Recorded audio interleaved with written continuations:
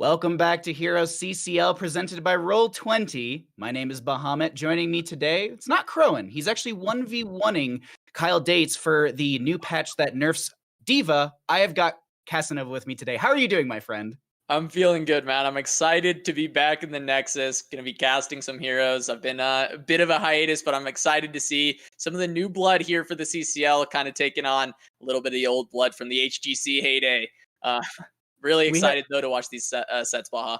We have so many awesome games for you at home. And if you're sitting there wondering, well, Bahamut, what games? How many games? It's not best of threes. You all just added us enough on Twitter and Discord and everywhere. And we were like, look, all right, fine. We will do 3-game sets. So we have 2 3-game sets today and 2 3-game sets tomorrow, meaning that there's a total of 12 Heroes of the Storm maps being played this weekend. But first things first, we got to back it all the way up because we have new information for all of you. We have a little breakdown as to how the prize pool is going to be generated for the upcoming season. The CCL prize pool consists of 60% of any donations contributed during all CCL broadcasts. The remaining 40% goes towards production staff costs and league expenses. On the bottom left over there, you can also see the breakdown as to how that will actually be distributed. 40% going to first place, and then obviously going all the way through 8th place taking 5%.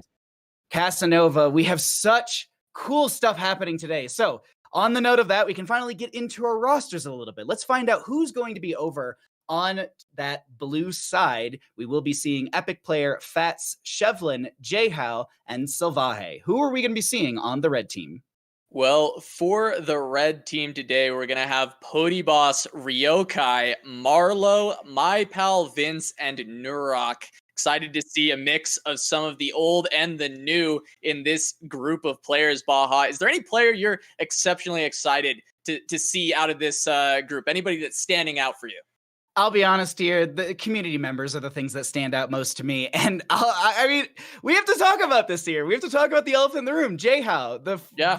I mean, not even former caster because they still do casting stuff, but a caster that was, well, an HGC caster is now going to be playing to try and get picked up by an organization. This is exciting. Like, to see someone, usually it's the opposite, Casanova. Usually someone goes pro and then becomes a caster. We don't see them go caster pro and become a pro player after that. Oh, I'm just excited to get my revenge, Baha. You know, I get to cast Jayhal now instead, so I get a chance, you know, to maybe, you know, if he's making some mistakes, I don't know, man. Maybe we're going to have to dig in on him a little bit, but I'm excited to see him play. I think Jayhal's quite good, but yeah, I think we're going to have the maps coming up here, Baha. Where are we going? Where are we headed?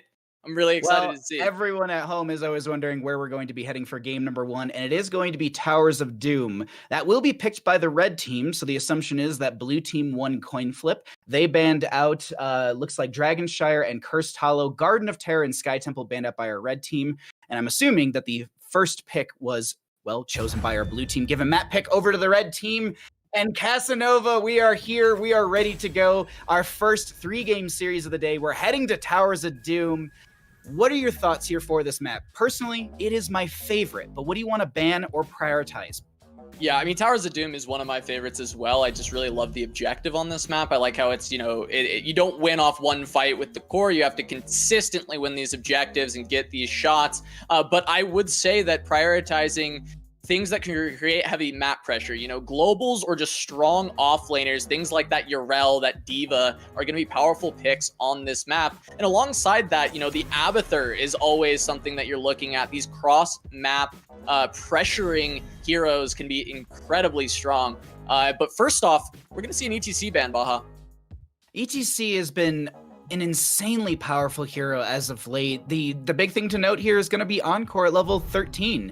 You don't have to pick it up. It's not like, oh, you pick it up and you win the game. The big factor, in my opinion, is that you have the cooldown reduction. And a lot of these top tier players, they know how to cooldown count. So, you know, they see a mosh pit happen at 8 minutes in the game. They're like, cool, 10 minutes into the game, we should expect that ETC mosh to come out. Well, with 13 talent on core and you're reducing the heroic by 7.2 seconds per hero hit by the face melt and the boombox, that's hard to count at this point because it's so hard to count who's getting bopped by that. It's so difficult. So we will be seeing that banned out, as well as a Diva who's really strong in the top lane solo denial and just the overall zoning. Vikings being banned out as well because, well, No fun. We don't have fun here at the exhibition matches. It's only serious time as there's going to be an Abathur removed as well. Casanova, what's your first pick priority?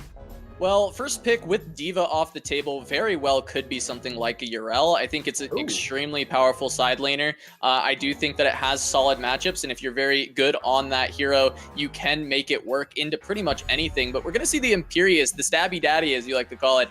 Excited to see this one. He does so much damage. I mean, this is a hero I didn't really have the privilege of messing around with back in the day, so this is a newer one, and we might see some new blood playing it. I'm excited to see how Imperious can affect the meta overall. The burst potential from Imperious is always really surprising. The 1v1 is really strong.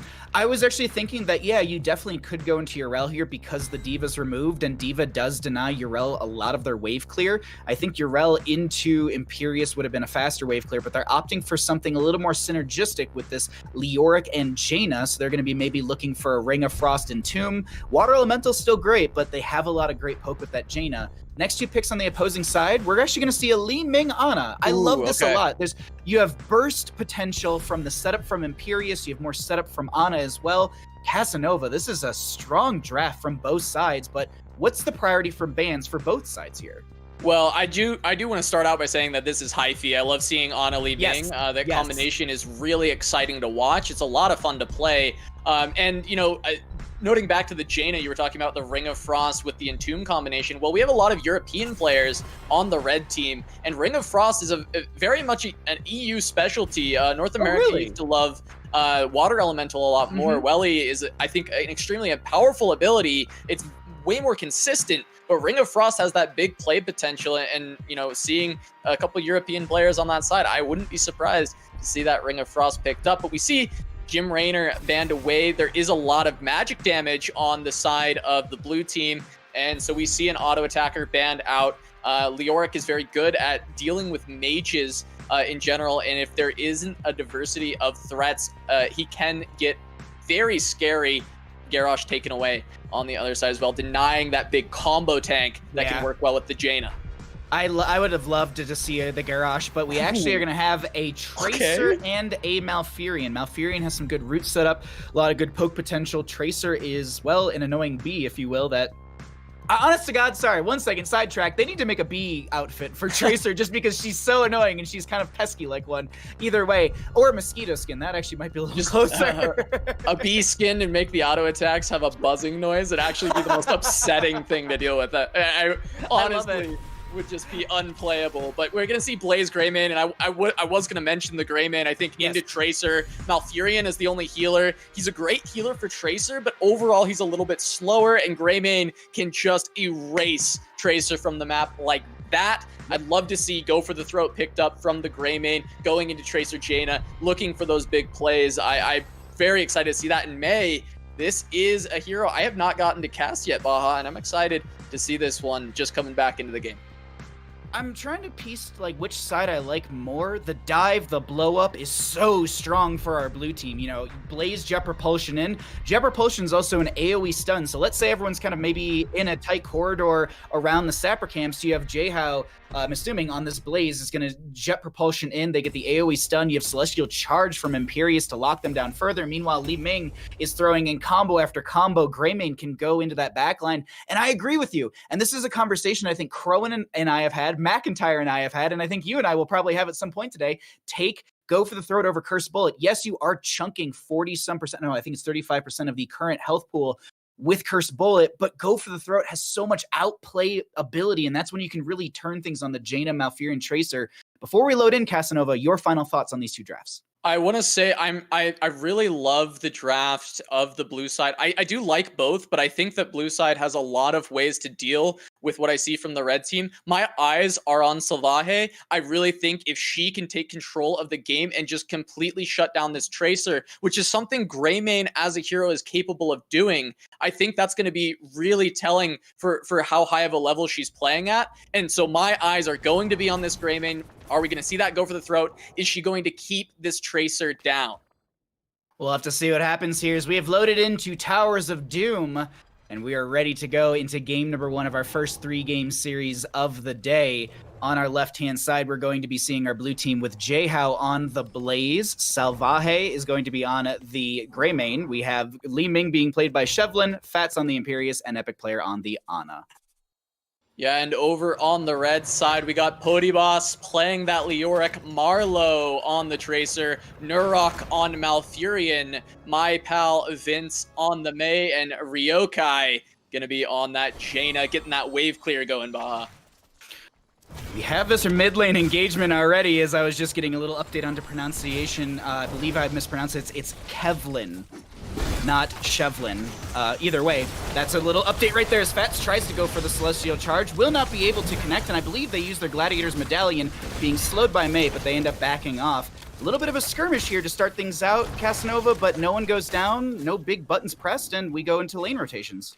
Yeah, it looks like standard rotations. Vince trying to delay this, gonna get away with the slide. A nice route going onto Imperius and Marlowe trying to get the pressure out, but Salvaje, exactly what I want to see, going immediately onto the Tracer when she tries to put any pressure out, going into that Worgen form and completely scaring Marlowe away. I want to keep seeing that throughout this entire game. Love that it's already starting from level 1. I'm just looking right now across the map to see if anyone's going to be really stepping out for any dive, and it is just going to be standard rotations looking for experience. Maybe an invade onto the Sapper camp on the right-hand side. No, they just go for their own on that left, and it seems like our solo laners will be doing double soak between top and mid, while this is going to be an invade onto the camp. Celestial Charge connects onto one, and Greymane finds one right there. Yeah, gonna pick him up, but Jehao on the backside, gonna try and get more, gets the stun onto my pal Vince, and Salvaje's diving forward, trying to get the auto attacks, but the slowdown gonna push them away, and Marlowe is gonna survive. One more orb, not gonna be enough, but that is a big kill onto Ryokai that they're able to pick up. A great stab from Fats on that Imperius, and they're able to defend their camp, and Greymane can go back to take it. Really good rotates from Jehao on that Blaze. Yeah, I was just about to say the rotation from Blaze into the backline put enough pressure to force the enemy team to kind of peel and split. Really good heads-up play coming out from that solo laner to rotate down.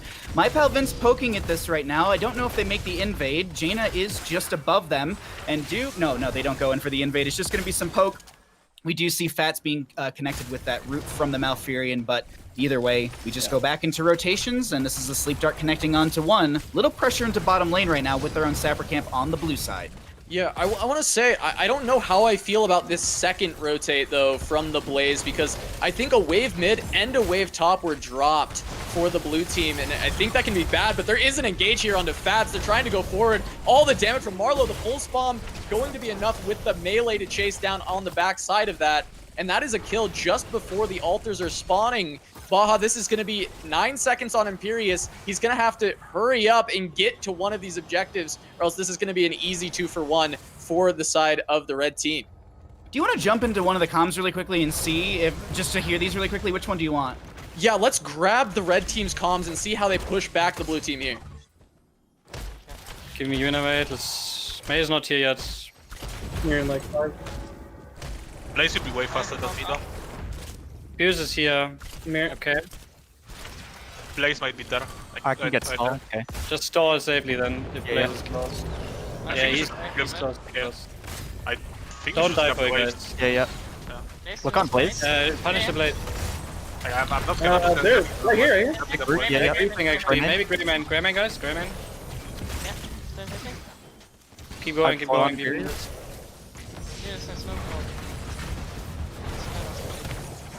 Good Nice. job. Keep going. Okay. Cap. Okay, yeah. Level base after. Their camp is 30 seconds. That was actually, did you hear that right at the end, Casanova? There was something that I heard that I absolutely love, and it's something that I've heard from another Imperius player that I played with. No globe, because they took press forward at level 4, which is going to give them 10 armor, and they can basically sustain that 10 armor as long as they auto attack. So not having a globe means that the Imperius is a lot weaker and more susceptible to dive and burst. This little things like that make such a difference. But what do you think of the comms that we just heard, Casanova? Yeah, it was a big call there. I did really love how Nurok just calm and collected, controlled that fight, and really brought his team together for that engage. Really, really impressive from the veteran, and you would expect no less from a player of his caliber. But we have a bit of a fight breaking out here, Baha. Celestial charge onto one. There's the pulse bomb onto Fats. We currently have everyone on this point trying to cap the sappers, as that will be Imperius going down. The Greymane gets picked off as well. Jehao being slowed by the Jaina, and they find the kill into them. Triple kill for the red team. Yeah, they pick up that triple kill again. Red team being dominant in a lot of these fights. Right after we saw that altar phase where I felt like they played that exceptionally, they've been really controlling these. A lot of pressure from the Mei, a lot more than I've seen in the past from this pick. It's something that from when I've been watching, I did feel like Mei was a little bit weaker than a lot of people were giving her credit for, but Vince has been exceptional on this pick so far, finding route after route, creating a lot of pressure onto the backline, and making space for Ryokai and for Marlowe to really have full control of these fights and pump out all the damage that they need.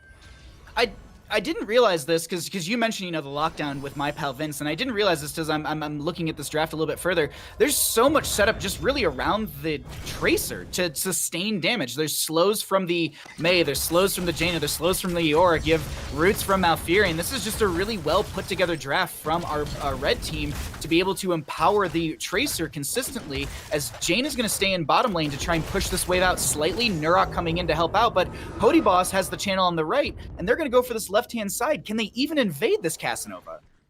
Yeah, I mean, I think they can pressure. They do have the heroic talent tier advantage. They can play it a little bit slow, make sure they don't drop any soak, but I do think that this is just going to go to the red team with this heroic advantage if they want to pressure it heavily. I do know that it might be okay for them to just drop it or leave it up for a while and create pressure on the map. They do want a fight. They want to fight while they have the heroic tier advantage. And I think that's what they're trying to bait out, but I like that the blue team will not bite. Jehao just going to stall it a little bit while his team soaks, and if they can find the heroic talent tier, they will look to try and contest this, but this is just a give angle when you're looking at 9 to 11 in the levels. It's hard to be in the spot because, you know, you want to step onto the objective phase. You want to defend this, but they're just going to do the smart thing. They say we eat the damage, we rotate our lanes, we keep the soak coming in for our team, and make sure that we don't fall too behind so that way we are able to fight in the next objective phase. And here, we were screaming about it beforehand, and they listened to us. This is going to be a go for the throat Greymane, which is the one heroic I really want to note here. Actually, also to note, we have pulse rounds for the Tracer, increase the pulse bomb range and charge rate from basic attacks against heroes by 100%. As the Entomb comes out. Yeah, they're able to pick up that kill. Marlowe able to be there with the follow-up, and Fats going in with the stab, but not going to be able to find anything. Now Salvaje is in a little bit of trouble as Marlowe is running her down, and that's the stasis from Mei. A great pick into the root, and they're going to be able to pick her off on that Greymane. Now they get the camp as a little extra consolation bonus prize on top of a couple of kills. Ice Wall had so much setup for that team, and they were just like, cool. It's like it's kind of like the tank version of VP. Like, it's great to be able to just throw that straight line, and it's a good chase tool, just because it's a literal straight line ability, and most people run a straight line, so it does give you a little bit of that sidestep mechanic or possibility. I'm watching minimap as I see Leoric trying to pressure onto the Imperius in mid lane, but there's an Ana there as well, and I'm not sure if they actually survive that one, or if they're able to get out. Okay, no, they're good. Boss will be fine. I was watching their health pool, and it's starting to fall, and I was like, how does this 1v1, or I guess 1v2 go? Regardless, we are going to be having our next objective phase popping up. Do you think that they go defensive into this, or do they actually try and step on without their 13 talent here? I think blue team has to try and catch up in talents and find a fight on the same tier, so I'm expecting them to give this while they try and catch up in the soak. I do expect to see maybe a 13-15 fight, but right now they're down 2 full levels. So that's going to be their best angle, and I need to see blue team get aggressive once they hit that 13 tier. I need them to find an opening, or else this game is just going to slowly bleed out and run away from them. But that's an engage. The root on the follow-up, and Ryokai's got all the damage. Twilight Dream going to finish off Salvaje, and they're not able to find much more after that, but they are pushing in the Sappers, Baha, and I think they're going to get them in. 1, 2, 3 go over the wall. That's 3 extra damage into their core. Technically, the only way you can really rush Towers of Doom, because as we were noting in the draft, you can't just, you know, get a 3-member wipe and then rush core. You have to, well, use the map mechanic to end game. So feeding those sappers in is oftentimes what teams try to do to speed up the game in their favor, and that's oftentimes why you see double soak heroes like Leoric coming out for a team, for them to be able to then just sit in this bottom lane, rotate one player out like a Tracer, like a Jaina, and they can grab these sapper camps, feed them in, and potentially get more shots in their favor. This also gives them some map control, but overall, Casanova, I think you're right. We are going to be seeing a 13-15 fight. Do you want to try and jump into blue comms just before the subjective phase, and we can just kind of hang out right before that? Yeah, I think we should, Baha. I think that would be very good to see if they're going to go for this, because I really want them to fight. All right, let's go ahead and jump in their comms right now and just see what they're doing posture-wise. I mean, we could try. It's under our belt tower, though. We're missing mids. It's gonna fall soon. And we have to do something. Yeah, I mean, we have to create something. We're on even talent tiers. They're stopped. I'm coming down from behind. Like, I have bunker. We can get on port the bunker. I saw them inside. Kill the welly. Wally's dead. Mouth. Nice try. Let's fall back. Bunker.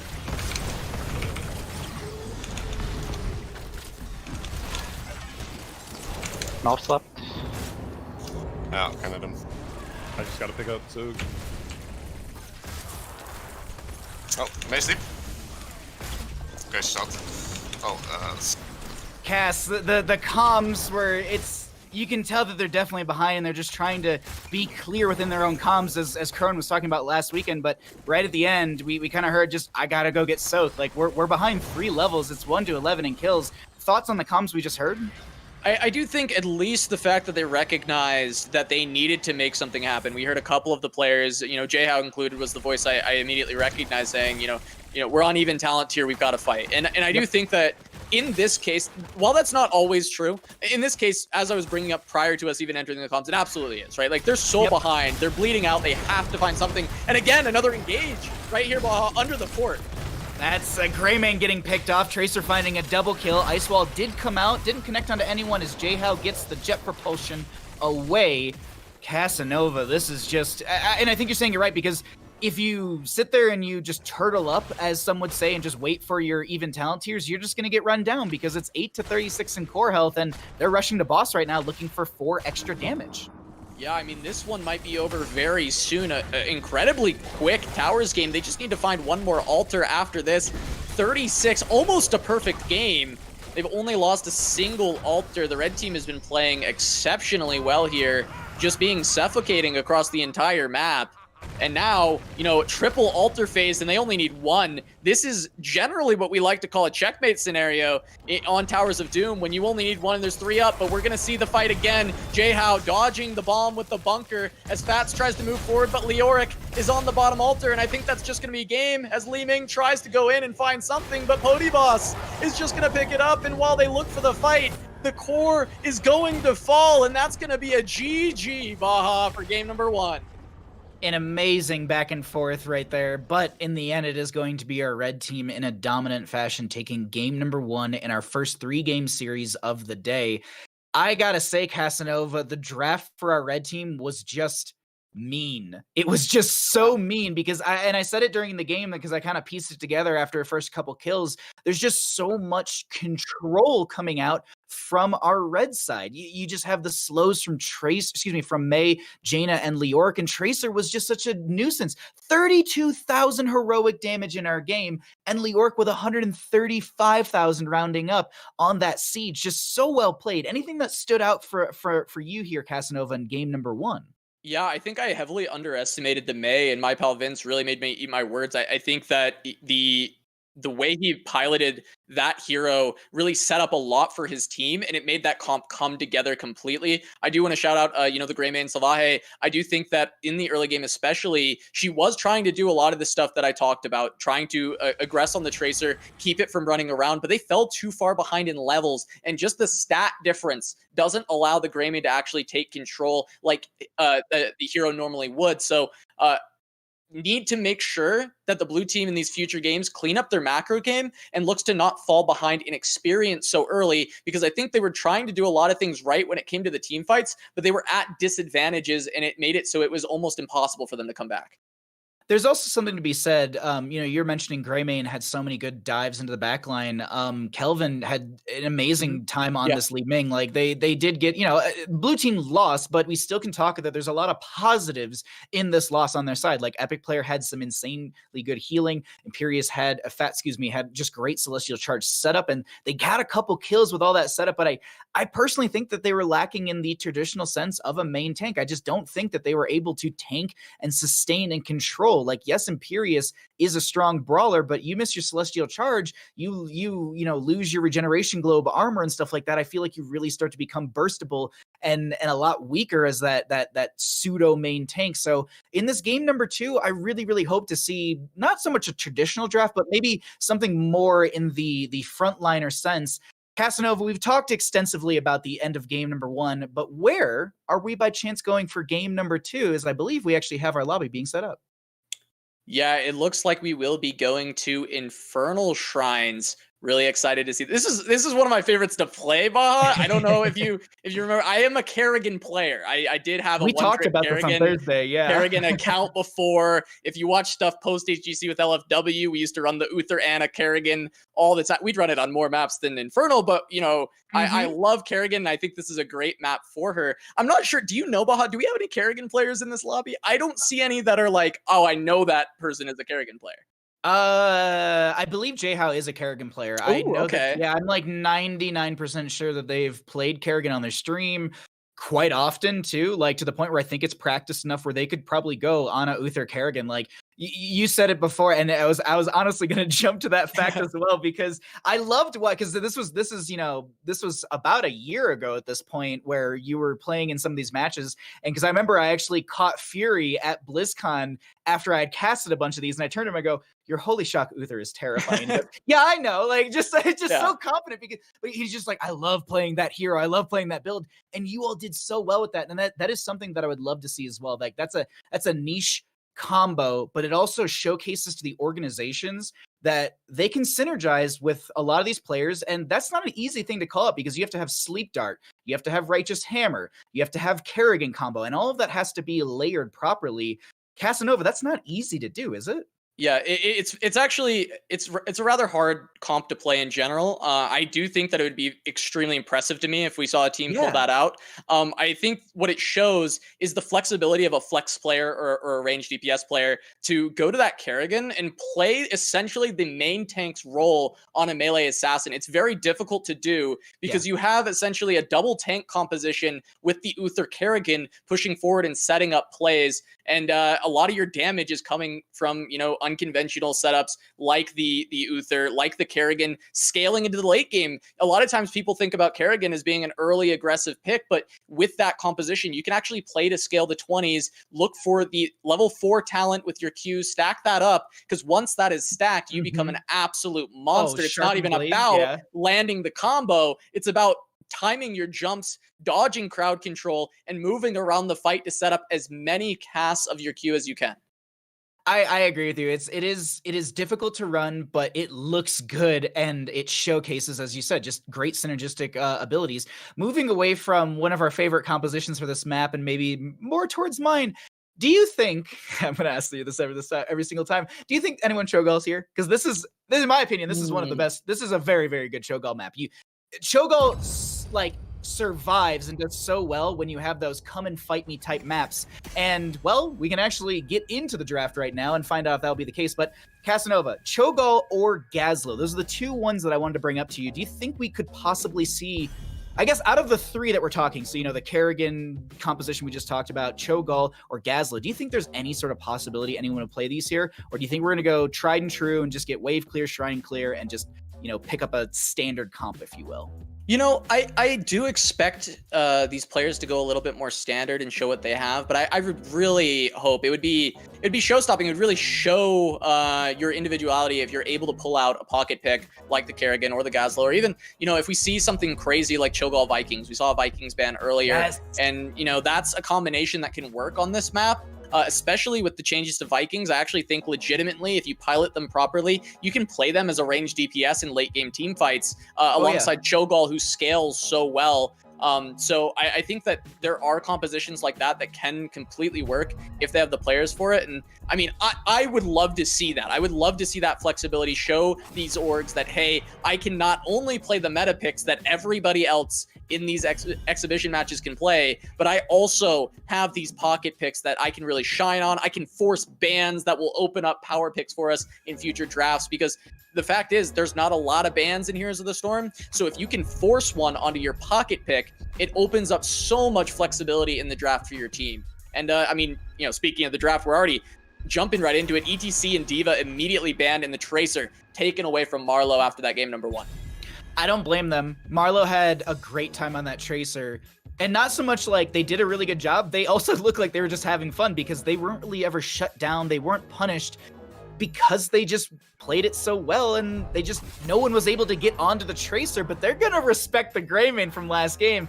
And you and I talked about it post-game. The Greymane was really good. Li Ming is up and available, but I just don't think she's a mega priority for this map, so I don't think she's worth the ban out of the 2 assassins we saw in the last game. So really good bans overall. First pick-wise, though, I honestly think you go for the Ana again. Like, the Ana was really great, and just pick up someone that's good at healing empowerment, healing denial. You have CC setup, but it's an immediate Junkrat for control, displacement, and poke. I really like this pickup, Casanova. Yeah, Junk is super good on the Shrine. I think that this is a map-specific first pick. I think that he has other maps that he's good on, but Infernal Shrines is where he really shines. He's able to throw those grenades on the point, able to clear away those monkeys, but also be able to get, you know, a lot of damage and poke onto the enemy team while doing that. But speaking of Shrine control, Sonya. That's kind of the name of the game when it comes to Shrine control a lot of times in past metas. And a Vala, I've heard that there's a very scary Vala player on this team, and I'm excited to see it picked up. Well, Marlowe, if it is Marlowe who's playing the Vala, they played a really good Tracer last game, so I'm excited to see the transition to a different range assassin. I will always vouch for Sonya on this map. I will also vouch for Leap Sonya because I just think it's really fun. You can get into the backline, but that is why I'm still gold platinum and not, well, making it any higher in my ranked games. Joanna Deckard, though, like right now, Junkrat, I wouldn't say is like an odd pick. It's not super standard, but I love this Joanna and Deckard. It's a great duo. You've got potions for the rotations. Joanna's great for just using Condemn to pull in the skeletal defenders during the Shrine, or even just the minions during the minion wave. They're going to get rid of Leoric as, honestly, the Leoric actually would pair this great, because you could then go into like Bless Shield, Entomb, Stay a While, Riptire. Like, you could just lock people down and maybe find some extra burst. Ban-wise, though, from this left side, Casanova, maybe it's a tank ban, maybe a Garrosh, Diablo? What do you think? Yeah, we could see a Diablo ban. Ooh. Oh, that was not what I would have ever gone to here, Baha. I was not expecting. But I like it. Zarya ban. But hey, you know what? Take it away, Baha. Take it away. We did it. All right, you go into Leaden Orb at level 16. I don't care about any other talent. Leaden Orb at 16 is just going to be the most devastating thing. I mean, there's other talents, but basically just go Dread Orb build. That way you just get those extra bounces. You get the return bounce. I'm so excited. I'm so excited for this. What do you think they're going to pick up on the left-hand side now? Probably a Malthael for solo? They have to deal with this. Junkrat is worthless into this Cho'Gall as far as damage is concerned. Tychus Malthael. Wow. This is normally, a lot of times I would call this the overcompensation for the Cho'Gall, right? Where you immediately go Tychus Malthael. But the fact that Sonya is on the other side as well does improve this pick a bit. But I think that this Vala, I'm looking at this composition from the blue side here, and I feel so good as a Vala. I feel so excited to play into this. But Brightwing to solo heal the Cho'Gall is a super interesting pick. Oh man, this is spicy. I was expecting an Oriole or a medic or something, that would Rhaegar Ancestral. Well, no, actually, you know what? Decker Kane with Emerald would have denied that. So I actually really do like the Brightwing, but you can still deny the Brightwing phase shift, right? Yeah, I suppose you can. I mean, not the shield portion, but you would be able to deny the heal. And I am so excited to see this. I think Brightwing has been an underrated pick for a long time. 100%. I think that she's very strong right now. She puts out a lot of healing, but it doesn't normally feel like Cho'Gall healing. So this is really cool to see. I'm super hyped to see Nurok pilot this pick, but also this is Podyboss and Ryokai showing a Cho'Gall here in an exhibition match. I mean, that is super hype. And on the other side, we actually see a bit of maybe a role swap somewhat between Jehao and Salvaje. Jehao listed as the offlane, going to be piloting Tychus. So this is a pretty exciting thing to see, Baha. I can't wait.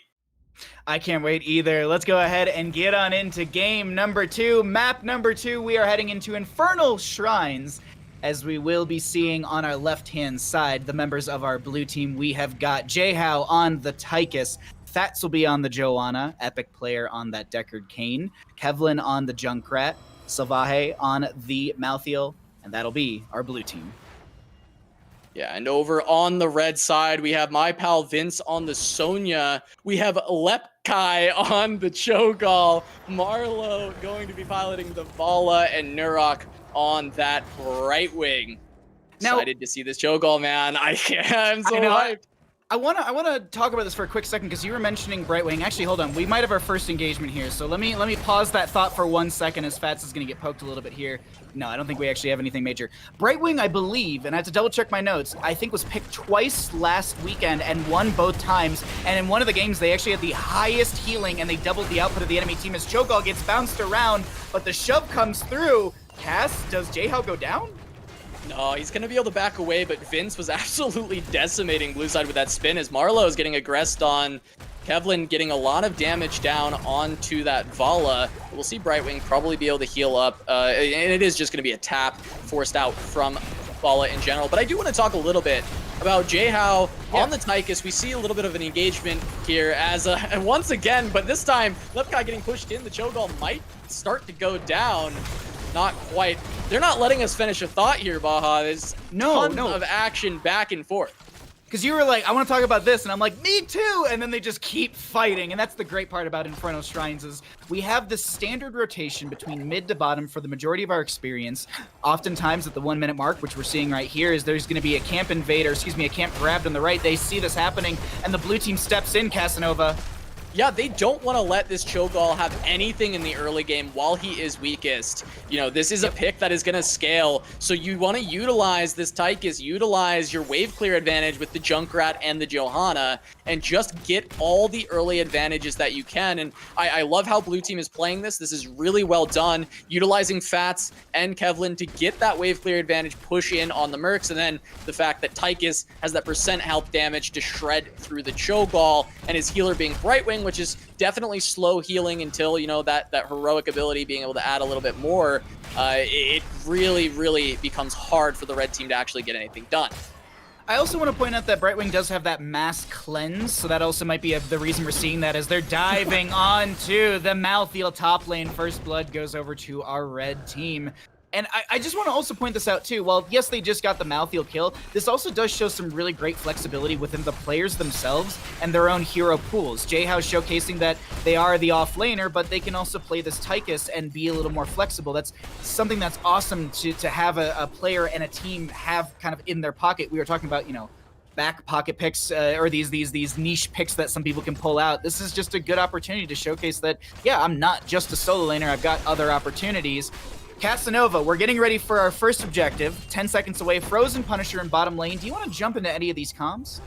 Yeah, let's actually grab the red team comms because early game Cho'Galls like to not fight. So I'm curious how they're going to pilot this this first shrine. Let's go into it. We got some cheap. Yeah, just start the objective. Try to get as many skulls as possible. And Sonya, don't hesitate to rotate early. I think we might be... Yeah, come on. The big bomb on the just pressuring Joe. I pull him, damage him. Drenna no D, guys. Drenna I'm no here. D. I'm here. Go on the okay. Drenna, like she's nothing. no. I will set the Sonya, I set the Sonya. Come on, Jao. Where does it shine it? Cho'Gall. Okay. Actually just auto-winning this. Good job, boys. Get it. Play for skulls, guys. I have no Z yet. No, I pull him. Okay. We have tap. Cho'Gall is out. We can have him re-engage. Cho'Gall is out. We need 8 Play more only. safe, just play safe. When do you have Xenorok? 20. I see now. I see. Yeah. Like 5 skulls, guys. Just play for skulls. I pull little Drenna here. I got her. Nice. Yeah, Z we in can 10, Z go in 10. deep. I'm going deep. Yeah, I'm with you on the junk. Dropping We're bomb. going to go double. We're going to go double. Sonya go, yeah, Sonya go soak, We're out, set we're in out. 5. I go tap and then I will set you. Giga push here. The communication there, Casanova, was chaotic, but it just made so much sense, right? Like, Yeah. it's just, that was It's wild. very clean. It's very clean. So Podyboss and Nurok are controlling the communication as the in-game leaders. But it's important to note that Ryokai, Marlowe, the rest of the players here are definitely contributing when they have cooldowns, when they can hit someone. They're playing very well alongside these veterans that are acting as the in-game leaders. This is it's very succinct. It looks like they're operating as an actual team, not a bunch of players that are put together for an exhibition match. So this is exceptional to see on very short notice, playing with a group of people that you haven't played with a ton in the past. This is a really good example, and I keep harping about this whenever I'm streaming or whenever I'm talking about CCL, as Malthiel tries to live in top lane. Unfortunately, not the case. Jayhow comes up here, but I don't think they have a kill into them. Cho'Gall showcases how good you can be as an adaptable player, and even then, there was a couple moments in there where I heard Ryokai's voice, like, Cho'Gall rotating out, because Podyboss wasn't saying anything where Cho'Gall was going. They just kind of said, I'm out, I have no health, or whatever. And it was just really, really good communication coming out from Ryokai saying, we're grabbing well, stay safe, stay safe, stay safe. And the moment they were able to re-engage, it was so great. You know, they were asking Nurok for the cooldown on the phase shift as Deckard Cain goes down from the dive. And this is more dive into top lane. Immediately, they get the heroics, hit level 10, and they just dive in. We see 10 hit, and Wrath popped instantly as Vince goes in onto Deckard, and they're able to follow up with the strafe. We even see the twisting nether from Lepkai going in and picking up one more kill. Very, very well played with the heroic tier being picked up and trying to utilize that advantage. And they're continuing to push it. I love to see this. You have the talent advantage with heroics, the strongest advantage in the game, and you're going to continue to try and take these forts prior to a shrine phase. I love the pressure being put out by the red team. Not only does taking the fort down give you passive experience gain, gives you a little experience gain from the structure, it also gives you the periodic catapult pressure when you get the forts down. When you get a keep down, you get to keep every single wave. So it's just little things to note, because now they're going to have these bottom lane, mid lane, well, potentially mid lane pressure and top lane from these periodic catapults during the next objective phase, which will be top. And Vince lives? He might be spinning and winning, but Nurok not able to save him with the blink heal. He's going to go down to the Malthael's last rights, and the Riptire going to try and get a little bit of exit damage. But that is a way for blue team to come back, picking up a kill, getting that experience, trying to even it back out as they are down heavily in structures. But wow, that's such a huge heal from Brightwing onto the Cho'Gall. So I guess that's the plan, is let him drop really low, keep the Z up, and be able to use that to completely top him off as Nurok. We see that teleport come in.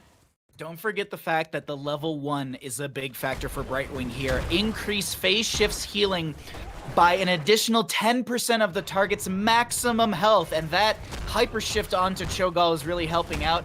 Peekaboo at level 7 is offering a little extra vision for that friendly team when they do come in here. So it's just a lot of great utility being picked up for our red team, as our next shrine will be top lane, will be Mortar Engage on Punisher. Sonya. They're going on to Sonya here. They're trying to get that pickup. Nurok peeling heavily for Vince. Gets the polymorph, and now it's Cho'Gall coming in, getting all this damage onto Malthael, but the healing is there, and Jayhow's putting damage back out. Last Rides can pick up the kill onto Cho'Gall, and now we have the sleep from Deckard, not really connecting on anyone as Vince keeps up the pressure, the spin keeping him topped up as Nurok continues to pressure forward, landing dream shot after dream shot, healing up plenty. They're going to back away, as it is essentially a 2-for-1, Baha. I can't believe what happened right there, because there was a split second where Marlowe hit the R button and got like one auto attack off from strafe. And I feel like if the Condemn didn't come out from the Joanna right at the end of that, or right at the beginning of that, it would have actually been a potential kill, because, well, strafe was providing enough sustained damage in that chase. Unfortunately, since there's so much map pressure, since the waves are so far pushed in, since the 3 forts are already down, our red team is going to be able to jump onto this Mortar Punisher, and blue team, even though they won that engagement in a sense, are the ones who have to kind of turtle up and look for 13 talent tier, and also probably defend against this next Immortal. They're playing this so well on the red team, even though they lost. That's really big for a team to be able to pull off. Yeah, they're able to pick this up even after a lost fight, and now the pressure is going to come forward. I would like to see the blue team make some proactive plays. They are on the same talent tier, about the same level, only one level of stats differential. Johanna can look for the pull, and maybe they can find something onto Marlowe. Look in the back line, not going straight for the chokehold, but Fats is getting blown up from the John Cena jumping through as they continue to chase onto Salve. She's going to be taken very, very low as once again, John Cena going to keep the pressure up and red team just going to back off and take the objectives, take the keep. Easy keep in top lane for them. They still have room that's made by the Mortar Punisher. Decker King going to throw a little bit of damage out with that Haragic Cube, but Kevlin needs to be... Okay, they got a lot of... they've got at least some potions from the Decker King. They want to chase this, it seems? Wow, I'm surprised by this, Casanova. I mean, it is even talent here, but are they really that hungry for a fight? Yeah, I think that they kind of want this. I mean, they need to find some kind of pressure. There isn't much to fight over is the problem, and their waves are not in positions for them to take anything. Fats in a very precarious situation. His team can't really follow up yet as Lepkai dives straight in, and that is a big sleep from Epic Player, finding an opportunity to get that kill onto Cho'Gall with the last rights, and now they're winning this as Marlowe tries to put all the damage in with the strafe, and that's a lot. Look at Marlowe picking up the kills on the backside, dashing forward, but only finds one, only gets the Junkrat.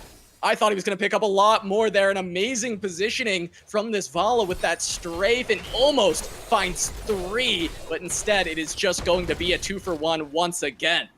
That was so close. They actually sidestepped the hungering arrow from Marlowe. I believe it was, I want to say it was actually Jayhow who sidestepped that. I'm actually completely blanking on who was being chased because there were just 3 of them, but there was essentially one hungering arrow that if it actually hit one, it would have bounced to everyone and had that last little bit of damage. Unfortunately not the case, but they will be able to invade, rotate around. It's about to be 15 to 16 in our levels. Our next objective will be Arcane Punisher in mid lane. If my caster math serves me right, we're probably somewhere in the 12:30 mark for our next objective phase to be announced and up and available. So at this point, it's blue team just looking to clear waves, get their 16 talent tier, and be ready to engage during this next objective phase on even, well, talent tiers. Yeah, they need this 16. This is going to be kind of their last chance, as we do see Cho'Gall is scaling a lot. You see that stun that you were talking about at the start, as Fats is getting a little bit of pressure, but he's got that Unbreakable Will, he got that D to get away. And he's going to keep looking for the wave clear, but another stun!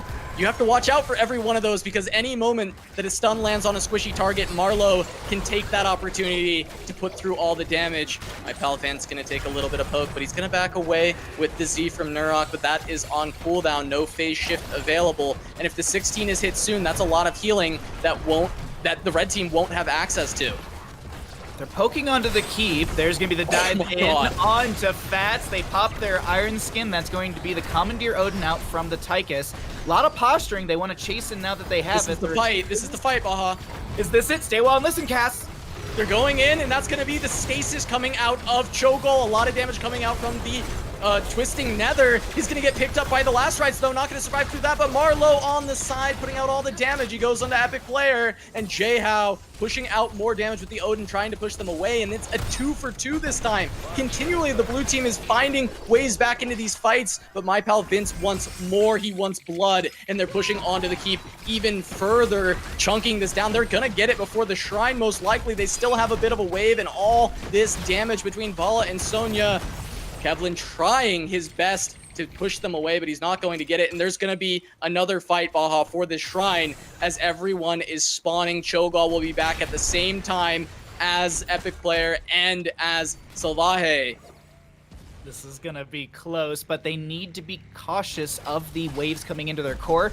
Looks like Salvaje is going to be able to clear that out in the bottom lane. My pal Vince, do they have Wrath of Berserker still up? I actually don't think they do. I'm not seeing any sort of glow around their swords, at least for this skin. Fats will just interrupt. There's yeah, that's going to be a Bless Shield to their face. Phase Shift from Nurok coming in as well to save them and also provide some vision. Cho'Gall is going to be able to be a target for Nurok to blink heal too. They're going to dive in as well. There's so much damage going on to Fats, but but they end up cycling out of here.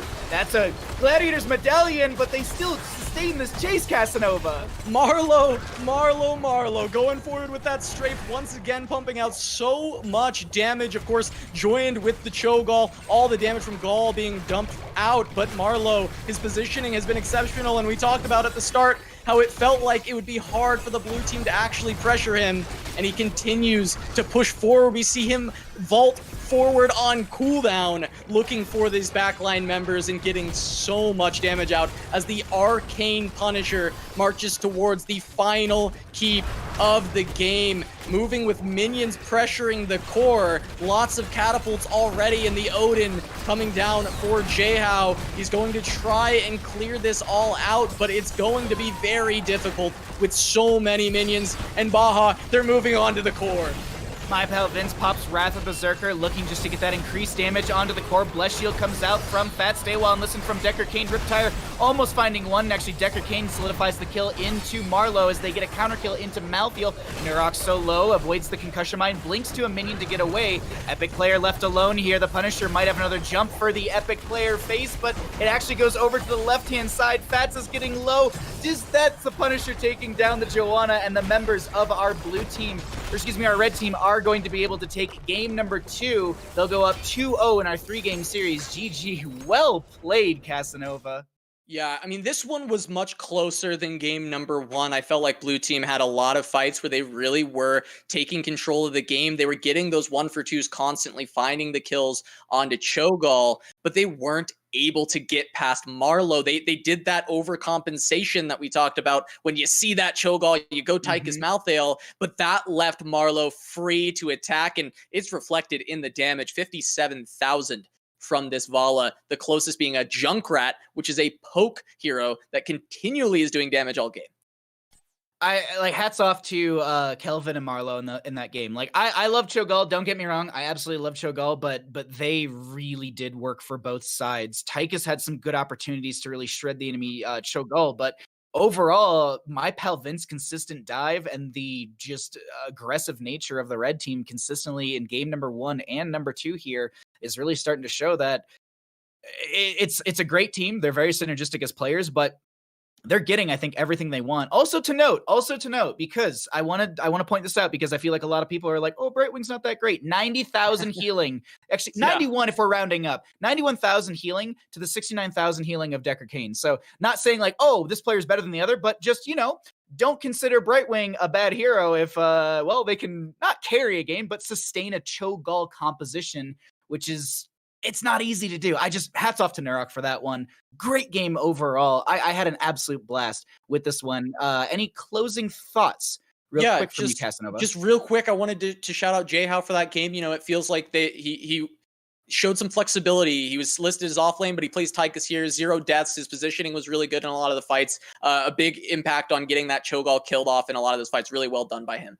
Yeah, no, it was great play from them as well. But we're going to take a quick break. We're going to go ahead and get our last game set up for our first 3-game series of the day. So don't go anywhere. We have more HeroesCCL presented by Roll20 coming back at you in just a moment. Roll20 lets you build maps, drag and drop tokens, and other features that your kitchen table just can't do. My table can't do any of those things. No. Also, Roll20's video and voice feature let you connect with more people. So if you wanted to invite Lucas and Ariel... Hey guys. Hello.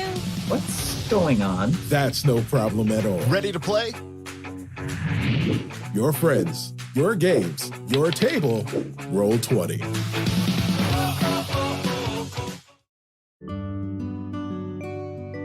After a long day of work, nothing refreshes me more than a cold beer and a hot shower.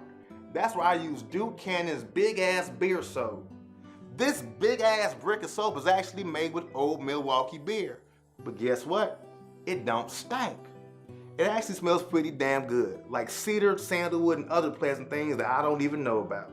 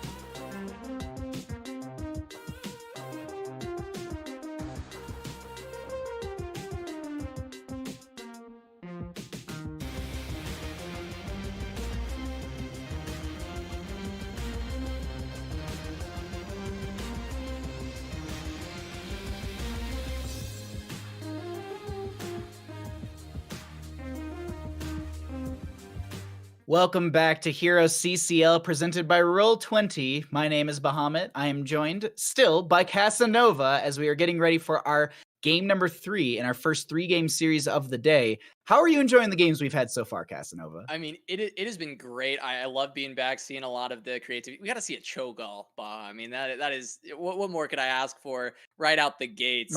Really love to see that from Boss and Ryokai piloting that one. I am excited to see this game number 3. I really love the underdog story. I want to see Blue Team really bring this one back going into this next map. But speaking of map, where are we going, Baha? What map are we going to be on for this final game? Well, everyone always likes to know how we got here, and well, we got to Battlefield of Eternity for game number 3. This is actually going to be the map pick of the Blue Team.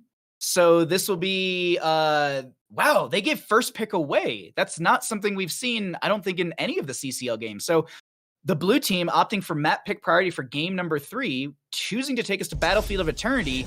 And I'm ready to go. I don't know about you, Casanova. We have the draft. I'm itching to find out what happens here because we saw Cho'Gall. We saw, I wouldn't say a standard game number 1 because it was technically a tankless comp for our Blue Team. Do we see any sort of creativity for game number 3 on Battlefield? Well, I hope so. This map just breathes creativity, but I will say, is it like my birthday or some holiday or something, Baha? Yes. Because I look at the I look at the map selections for this first 3-game set, and it's like my ideal if I was playing a set of what I would want to play on. I get to play on BOE. I get to play on Shrines, maybe get my Kerrigan, and then Towers of Doom. I just love that map. I think it's really solid. But BOE, one of the 2-lane maps that I really enjoy because I think there's a lot of fighting and a lot of interesting strategy. I've played completely tankless comps, solo heal Abathur, no tank. There's like a lot of really interesting setups that you can go for that are very good. But seeing as how these are not teams that have been playing together for months and months and been able to develop these strategies, I do expect it to be a bit more standard. Just pick some things that are strong at destroying the Immortal, pick some strong team fights, and make sure you have some side lane control and set up for that. And we see that with the Maiev and the Diablo bans, just focusing on that team fight aspect of it straight away. Curious to the Diablo ban. I'm wondering why they don't want to deal with it on the side of the Blue Team. It hasn't really been a priority for them for any of the games. They've actually banned out ETC in game number 1 and 2 as their first banned. I can't remember what it was in game number 1, but game number 2 they respected out that Tracer. So we'll see if it's anything different here. I don't think we see a Cho'Gall ban in any way, shape, or form. No. It'd be cute if we did, but it's actually going to be Stukov denial. Overall, strong bans. It's just the hero pool in Heroes of the Storm is so big. We really have so many different opportunities as to what they could prioritize, and either you go for a mortal race with like a Greymane very early just to solidify him, or you could pick up the Ana and look for some healing, or just the Joanna. Like, there's so many good directions here, Casanova. They're actually going to go for that Tracer again. They really want to show her off, and this is a great map for her.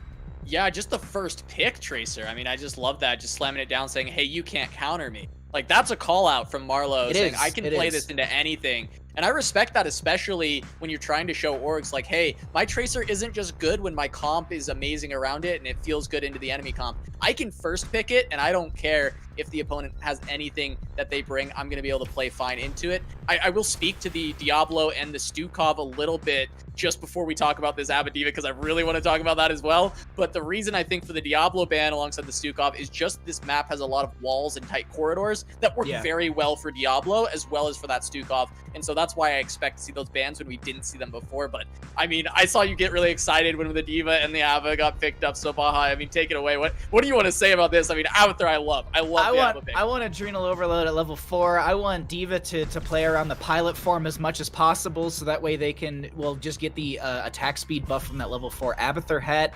But on the opposing side here, Casanova, they're saying, cool, you got some D.Va, you got some Abathur. We have got the Abathur Hunter. We've got Zeratul, who's going to be roaming around looking for that burst potential, and I'm assuming it's going to be Nurok here, who's going to kick punch and potentially have it all in their mind if they go into Insight. Yeah, so I love, okay, the comp from Red Team really wants Abathur, but it's fine without it. It is the skirmish, roam, jump around mobility comp. This is what I used to call a League of Legends comp, because it's just like it's a bunch of assassins that just go around like playing like solo players, but you have to coordinate it, and you all dive in, and the time to kill is so fast when you have Zera, Tracer, Karazim. I love these kind of setups, and I hope that the rest of the comp continues with this theme. I really don't want to see like a tank that is more control heavy, like a Johanna or something. I want to see some more aggression. I want to see something that can jump in, you know, Tyrael, something like, Tyrael or Muradin, or, you know, or Genji. Like that. Or Genji even to add to it. Maybe some good wave clear that can rotate in and fight. Like, you know, Samuro or something just crazy from the Red Team. Just more of going into this style. And Tyrael gets banned. I actually didn't notice that happen. I was so excited about, like, Tyrael would be so good here, and it gets banned away. I really would have wanted to see that, but that's a great heads-up ban from the side of the blue team. Oh, yes! This is perfect! I'm so happy, Baha. A noob Illidan is so perfect with the rest if you wanna be like, hey, what's a good definition of a dive composition? This is a good definition of a dive composition. This is a Nubrak dives in, Karazim dives in, Zeratul blinks in, Illidan is gonna have. I'm assuming they're gonna go into. I'm blanking on the level, the hunt for level for their heroic, but it's just so much dive, so much stickiness, and they actually pick up. I like this Rainer because it does give them penetrating round, gives them race potential, gives them a little wave clear because they are lacking. Abathur will help out, but. I'll be honest here. I was talking about it in Game 1 and Game 2, Casanova. The Red Team, they're coming into our 3-game series today, and they're like, we want to be aggressive, and we are going to take it to the Blue Team's face. And they are definitely doing that here. Like, I 100% expect there to be an Abathur death. Like, nothing against the Abathur player. It's just, I feel like this is why the Zeratul was picked up partially. I mean, even if he doesn't die, this is going to be Hunt, Cocoon, plus, you know, Karazim diving in with the Zeratul. This is so explosive, and it can fall over and fall apart so fast if you don't execute. There is a lot of execution or burden of execution on this dive team with all these high skill assassins. And, you know, if D.Va, I'm looking at Epic Player, if he is able to find some of these defense matrices to shut down the dive when they go onto his backline, I mean, that is going to be extremely hyped to be able to turn it around, but we're jumping right into this one, Baha.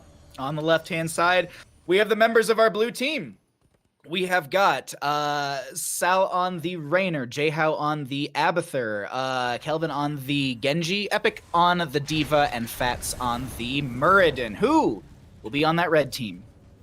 Yeah, and over on the red team, we're going to be having Marlowe on that Tracer, Nurok on the Karazim, my pal Vince on that Anub Arak, Ryokai on Zeratul, and Podibos piloting the Wow. I'm looking at the level 1s. They're so defensive for the members of our blue team. We're actually seeing third wind on the Muradin, which it's not crazy that they're picking it up, but it's just not the most popular, I feel. It's just going to give them extra healing because their thresholds increased from 40 to 60%. And then you also have the reinforced carapace for the Abathur. That just gives them more potential, well, with shielding, because instead of going for damage, they just want to be able to save people. And that's exactly what we were talking about, Cass, in the draft. Raynor gets just shredded in bottom lane. I would hate to be Raynor in this game. You don't have a dedicated healer, and you're going against all of this dive. It's just the D.Va and the Abathur to protect you. I mean, this is going to be a very tough game for Sylvahe, and I am excited to see if she can pull this off. That is a testament to her skill on the ranged role, but this is a lot of pressure already onto the wall as Fats tries to get an engage with the Abahat on top, and the engage back by Vince, and the bomb onto Fats, and he's likely going to go down as Marlowe chases forward, but no! The shield from the Abathur able to save, and now Ryokai dropping quite low. Nurok going to be able to get that heal out, though, and no casualties of that fight on the bottom side, except for the entire port wall. Diving in once again onto Kelvin. They do find an impale onto one, but they have Fats in the backline harassing. There's going to be a dive out from Genji with the Abathur hat. They're going to be impaled, they're going to be burrow charged a short distance, and the burst, the dive is so strong from our red team as they continue to oppressively push in through bottom lane.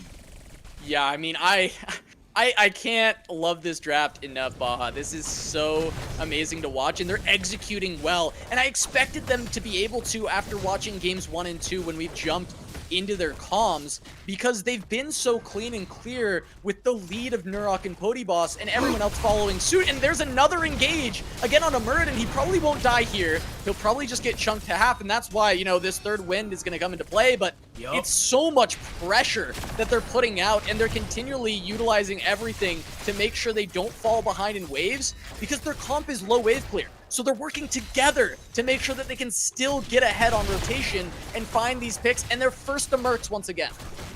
So we have red team on the Merc camp. We should be seeing blue jump over to their own. Do you want to try and jump into blue team comms, as we really haven't heard them early game? We've always been jumping in the red team. Right. Does it sound good to you? Yeah, that sounds great to me. I'd love to see how they decide to play this Immortal very first phase. Let's get into it.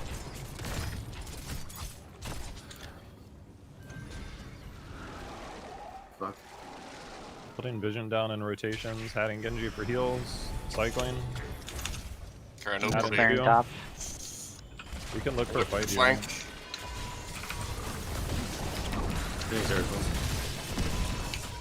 First is half. Illidan's rotating down for objective. Cycling hat. Okay. See Illidan over here. Added Muradin, no heals.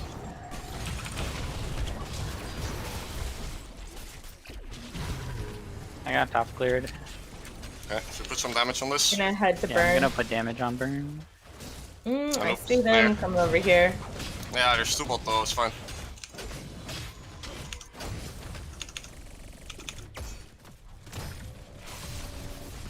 You can kill a noob, maybe.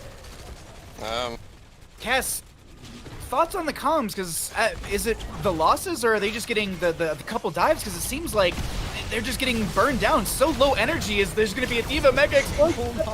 Try and back off through this. Oh, and Marlowe times the E to get away from the explosion, but he's in a pickle as Epic Player's just trying to find a kill for his team. Shelvin tries to go in. He finally gets the dash through, gets the kill, but he's out of mana. I don't know if he's going to be able to get out. Nurok chasing him down, and Podyboss going to try and find him. He's still running him down, going under the towers, but he will get away as Epic Player continues to fight them back.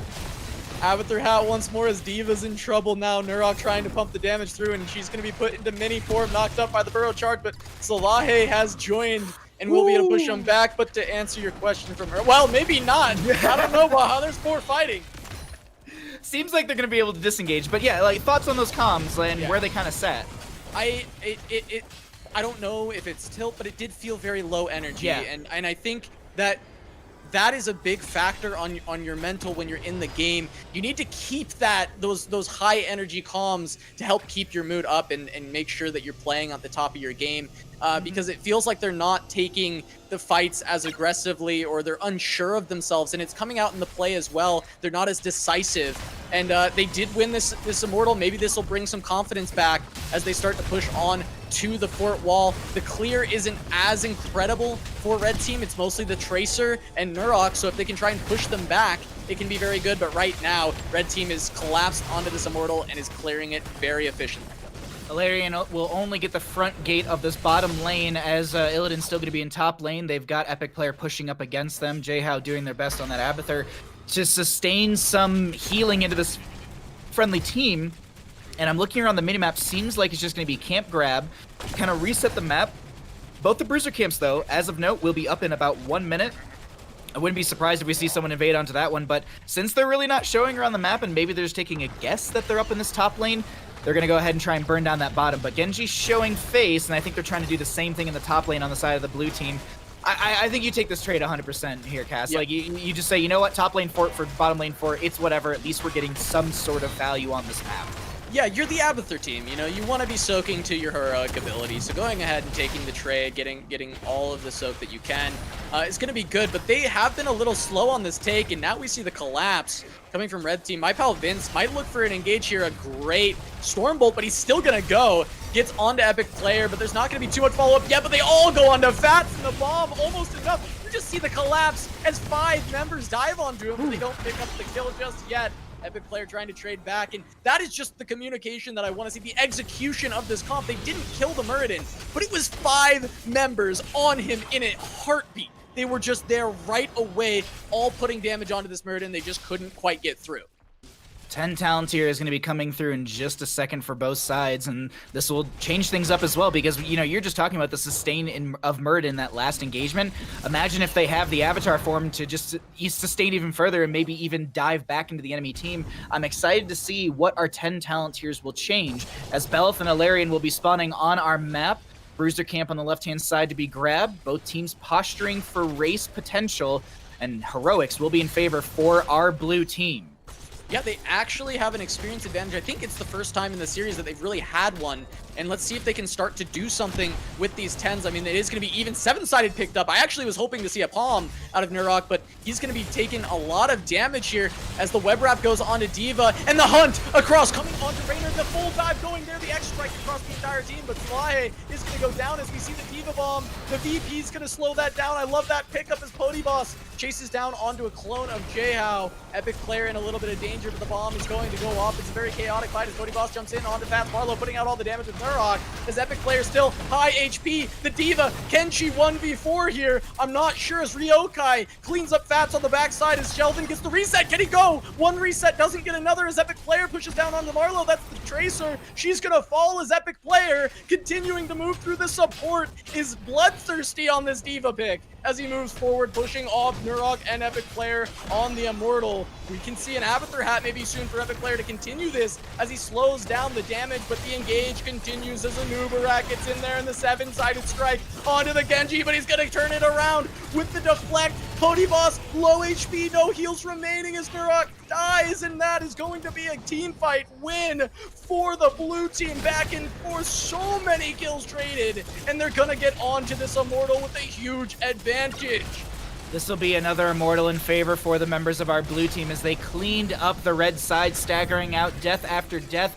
They found themselves a significant experience gain from that as well, and they'll push them about a half a level lead in favor. Super well played from our blue team, patiently playing that entire engagement, not going too aggressive. D.Va making sure that they're going to split the enemy team with the nitrous boost and just the overall just damage reduction from the Matrix. I loved earlier in the one of the other engagements we had that kind of VP onto it to stall things out as they're going to dive into the backline. This is a lot of damage onto Raynor, who's just being collapsed upon. They try and heal them up, but it's not enough. They're going to go down. Jehao will clone the Genji as the 7-sided strike will be coming out as well. Epic Player going to bop away as they try and move towards the left-hand side. Genji is going to swift strike out. There's going to be a burrow charge in from Anubarak, and it's going to connect, I don't think, onto anyone. They still find the Muradin kill. Epic Player boosts away, and Jehao clone will end soon, just trying to get a little more harassment. But Alarian still pushing in through bottom lane here, Casanova, and they get a lot of value still for the blue team.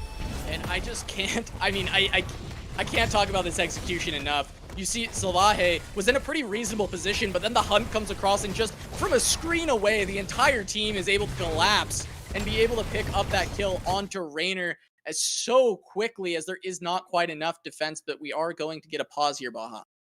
We can jump out and we can just go ahead and talk a little bit about the stats that we are going to be having currently, because we, like, the nice, like, yes, there's a pause in the game, but we can at least have a pause as the casters to be like, let's look at all the numbers, because honest to God, Epic Player's doing work right now. They are neck and neck with the Tracer heroic damage. It's basically 26,000 to 26,000. There's like roughly 100 difference. Not even 100, it's less than that. 100 damage difference between these two players. But Epic, I gotta say, in that last engagement when they were just chasing people down, like boosting into people, Cass, that was so well played. Yeah. What are your at least for me, Epic Player is a standout player in this game. Is there anything else that's standing out for you? Well, that's the support player, Baha. He's the support player, and he's on a diva, and he looks like he's very comfortable on this pick. I love the flexibility. I love when players can flex around. As someone who played 4 roles professionally, I understand the importance of being able to be flexible and move around and know how to play every position in the game. So seeing Epic Player on this diva and having a standout performance has been great. I loved the defense matrices in the fight. I didn't really shout them out as it was so much going on, but he did prevent so much damage throughout. And then he was also dealing the damage for his team. It almost felt like a 1v5, but he did have that Abahat and also Kelvin with the Genji being able to get the resets, jumping through and getting a lot more damage out to finish off some kills as we're jumping right back into it with the pause ending here. Valerian will just be decimated in this bottom lane, as this is a little bit of damage onto the keep itself down here. They are going to have periodic catapult pressure in the top and bottom in favor for the blue team, as the fort is down in both those lanes. They themselves have their top lane fort still, so they're going to have matched catapults. So top lane will naturally win out. But Casanova, is there a fight breaking out? Yeah, they're diving under the tower as Boss goes in with the hunt and immediately back out, diving away. As we did see, Nurok has been liberally using the 7-sided. He just pops it anytime he's in a fight. It's a pretty short cooldown heroic, and he's just trying to get as much damage out as he can on the fairly low sustain team comp with the Abathur solo healer, being able to get those trades to set up for maybe a future kill, as 7-sided isn't generally going to help out when they're diving onto the Rainer or diving onto the Genji. So finding opportunities to just get that pressure onto the tanks is working out for him so far. I personally actually would have loved to see the Palm, though. I don't know what you think about that, Baha. Divine Palm is a great pickup, but I think just the 7-sided is just giving them more burst, more damage, and they're just maybe trying to get rid of the mecha, they're trying to get rid of the mech, or even just avoid the mecha explosion, because even if, let's say you pop 7-sided, it also does give you a stasis protect, so you can use it defensively. It is a 50-second cooldown, so it's not that bad. I want to talk really quickly, though. We actually see 6th sense for the Kharazim, so while stunned or rooted, gains 75 physical armor against the next heroic basic attack for 4 seconds, so that's really good because there's a lot of setup from the Muradin. As they 7-sided onto Fats, there's gonna be the pulse bomb as well, and that's why I think the 7-sided is so worthwhile here, because that's the burst they need. Yeah, that's why I guess they picked it, because they want to have Muradin as another target that they can select. They don't want to always just be going backline. They want to be able to look frontline as well. And, well, you need the 7-sided to do so. And that's going to give them an early advantage on this Immortal race, as they already take it down to half. And they want to fight. That is going to be Diva put into the cocoon, as Salahe is getting engaged on once again by Nurok. Not going to land any stuns, though. Vince going to miss that Impale. A good sidestep from the Rainer. But that is halftime already picked up for the red side. They have started to gain another experience lead once more in this game. And they are moving on to the aggressive spawns. They're going to be able to start getting this damage down. Cass, do you want to try and jump into the red comms for this and see how they're going to deal with all this? Yeah, let's go quickly. It looks like a fight's going to break out. Don't put them in. Okay, do this. Come on, get Kill the shit here, kill the shit, yeah. Yeah. Nice. Keep going. We need to kill Reyna, guys. Reyna is DPSing ours. Kill Reyna on ours, guys. Kill this fucker. Diva. Diva, yeah. Another one? The Reyna, no, he's not. Okay, we need to DPS. now. We need to... Fuck, he jumped. I blocked the stun.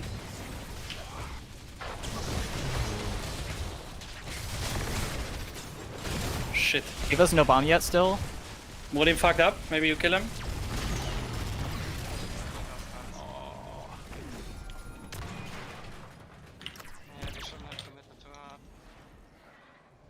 Unfortunately, I actually thought they had the momentum building in their favor, but Cass, they kind of silently overstepped, I think. Yeah, I think it was a rare miscommunication, because it looked like Nurok wanted to go on to Solahe. They wanted to go on the Rainer, who was on the Immortal, but the rest of the team couldn't follow up, and it wasn't really communicated that they couldn't make it there. So it ended up being a split fight where Podyboss got essentially solo killed by the Muradin with the Abathur hat, and they didn't have enough damage to kill the Rainer on the backside. This is the first fight that Rainer has actually been able to stay up for a long time and get some meaningful uptime with the auto attacks, and that completely changed the name of the game, and that allowed this Immortal to be picked up by the blue team. But look again at the Rainer, they find the flank, and Solahe trying to kite away, trying to stay alive. An Epic player with a big damage-reducing shield, not able to keep her alive, as that is going to be a kill straight away. But Chevlin picking up all of these resets. He's trying to go back and forth, slicing and dicing through with these E's. This Swift Strikes picking up many kills here, and that's going to be a 4-for-1 exchange. The Genji playing so well in that team fight, alongside Epic player delaying the deaths of his teammates for so long. Abathur hat, Muradin with Kelvin just diving into the backline consistently, and these J-How clones are splitting the enemy team so very well. Some people in chat might have said, you know, there's no healer. Well, you know what? They got Abathur, and Abathur still good enough to be a solo healer. Obviously, you got to build some things around it, but Alarian steps up to the core. Fats is going to be diving onto them as they try and dwarf toss on top of their head. Marlo gets the recall. They're able to get away, but it looks like, oh, there's a pause. There's a pause on the core with the VP. Seven-sided comes out, but Larian still too strong. The members of our blue team take game number 3, and that'll be our final game of our first 3-game series of the day. Casanova, what are your thoughts? Because honestly, we had 3 amazing games so far. I wanted to see the blue team bring it back, and they did not disappoint. I think Epic player was my standout by far in that game. I think this Diva play was so good. Looking at those defense matrices, slowing down a lot of the fight that needs to be fast for the red team. He went for the bigger zone talent and was able to hit the entire 5-man roster of the red team in that last fight, giving so much time for Genji and Abathur to get all the damage out. And not only them get the damage out, once that defense matrix was down, we look at Diva, she did 44,000 damage this game, the most on their team, and just barely behind by a couple damage to the Tracer on the other side. It's like 500 difference between the two. I also want to shout out J-How versus Nurok, the Abathur versus Karazim. We had 32,000 healing on the Abathur and 40,000 rounding up on the Karazim. That's really close. And you even heard it in comms. J-How was communicating. I got hat here. I'm going to move hat here next for healing. No hat coming up. So it's just really, really cool to have them communicate and just have those little call out. But let's go ahead and just reel things back in really quickly and go ahead and take a look at our winning team overall, which is going to be our red team. We had Podyboss, Ryokai, Marlo, my pal Vince, and Nurok will be our players. And I believe, if I heard correctly, Nurok is going to be our interviewee as we actually pull them in here at this time. Nurok, congratulations on your overall victory. How are you feeling about these matches today? Thank you very much. I mean, we had a lot of fun, I would say. It was some good games. I hope you guys had fun casting and watching them. Me personally, I loved the game, specifically game number 2, but I'm going to throw it over to Casanova, who's probably got some questions for you. Yeah, I mean, just as a previous HGC alum as well, I am curious, you know, how does it, or what does it mean to you to have, you know, more heroes to compete in once again at a high level? You know, after we lost the HGC, we're coming back with the CCL. I mean, yeah, just what does it mean to have a tournament to come play in? I mean, it feels pretty good, honestly. Like, it is actually the first time since I feel like HOTS Esports is kind of coming back. I'm obviously still kind of skeptical, but it feels really good. And I'm very, very proud of what Heroes Hearth and the sponsors are doing, like with the CCL. I think it's overall a really, really cool concept. Yeah, that is awesome to hear. And, you know, listening in on your guys' comms, it sounded very clear overall, especially yourself and Podyboss acting as in-game leaders. Is that something you're looking to continue to do throughout the CCL? Is in-game leading something you always like to do, or is it more something that was happening because you're one of the veterans on this roster for the exhibition game? I have always been like the secondary shot caller for teams, so it's not really a big change for me. But naturally, like, since me and Podyboss are the most experienced players, it makes the most sense that me or him are like shot calling. All right, well, that's awesome to hear. Baha, do you have any final questions for Nurok here? Yeah, just overall thoughts on just these games themselves. Do you like Can you talk a little bit about that Cho'Gall? Because I want to know about the Cho'Gall a little bit. Let's be honest here. You know, going into that draft and everything, like, did you go into that draft with the Cho'Gall in mind? Yeah, basically, like the first game was like a skill check. It's the Korean skill check. We wanted to see how good our opponents are. We realized we are having a draft kingdom. So then the second game, we tried to spice it up a bit and we pre-planned the Cho'Gall immediately. Ooh. And we didn't want to give it away too much with our bans. Mm-hmm. So, it worked out. It was also fun. Like, actually, I think they lost the draft as well. And then in the third game, I think we went a bit over the top with our draft. Like, we wanted to spice it up a bit more with a Chinese dive draft. Yeah. But we ran into some hero pool issues, and Diva was actually a really big problem. So we sadly lost that game. But regardless, it was obviously a lot of fun. I just have one little quick question before I let you run out of here. What are your thoughts on Brightwing as a healer? Because I feel like a lot of people say that she's not very meta, but you annihilated the healing stats as a Brightwing. Can you what are your thoughts on them within the meta? Do you think that they're super high or just niche? You can't really look at Brightwing stats, right? The healing is very inflated. It's like Lunara. Fair, yeah. I think Brightwing as a niche pick is very strong. Like in specific drafts, like you can play something like the Brightwing bomb, we call it in EU, like Brightwing plus Tracer Zero tool. You go in and do Emerald Wind. Yep. That is something old school. And apart from that, I only went Brightwing because of the percentage healing. It's really good with Cho'Gall. And as a generic pick, I think Brightwing is not very good. No, it's a very strong niche pick, but not a good generic. No, I was curious to get your thoughts on it. Thank you very much for that. And thank you so much for joining us for this interview. We had a blast casting your games. You have a wonderful afternoon, and thanks again. Thank you guys. Thank you guys very much. Yeah, thank you, Nurok. Alrighty, Casanova. That doesn't wrap things up for us today. No. That was our first of 2 3-game series. And we're going to go ahead and take a small break. We're going to get ready. And we have 10 new players coming at you in just a little bit. Don't go anywhere. We have more HeroesCCL presented by Roll20 coming at you. Welcome in, everybody. I am joined by Fan, the owner of Sidestep Kings. Thank you for joining me for this short interview. How are you doing today? I'm doing great. It's been pretty exciting seeing the CCL announcement and everything, and I can't wait to, just get in there and start drafting players and making a god tier team. On that note, you want to draft this god tier team. What inspired you to create the organization of Sidestep Kings? There were a couple different reasons, really. The first reason is that, obviously I want to be helping HOTS Esports succeed. One of the missions that Workhorse told me that he wanted for org owners was for people who really cared about HOTS, people who obviously, want the esports to succeed, people who are willing to work with him. And I think it's been pretty evident. I've been around forever in the HOTS scene, so definitely something that I wanted to help do.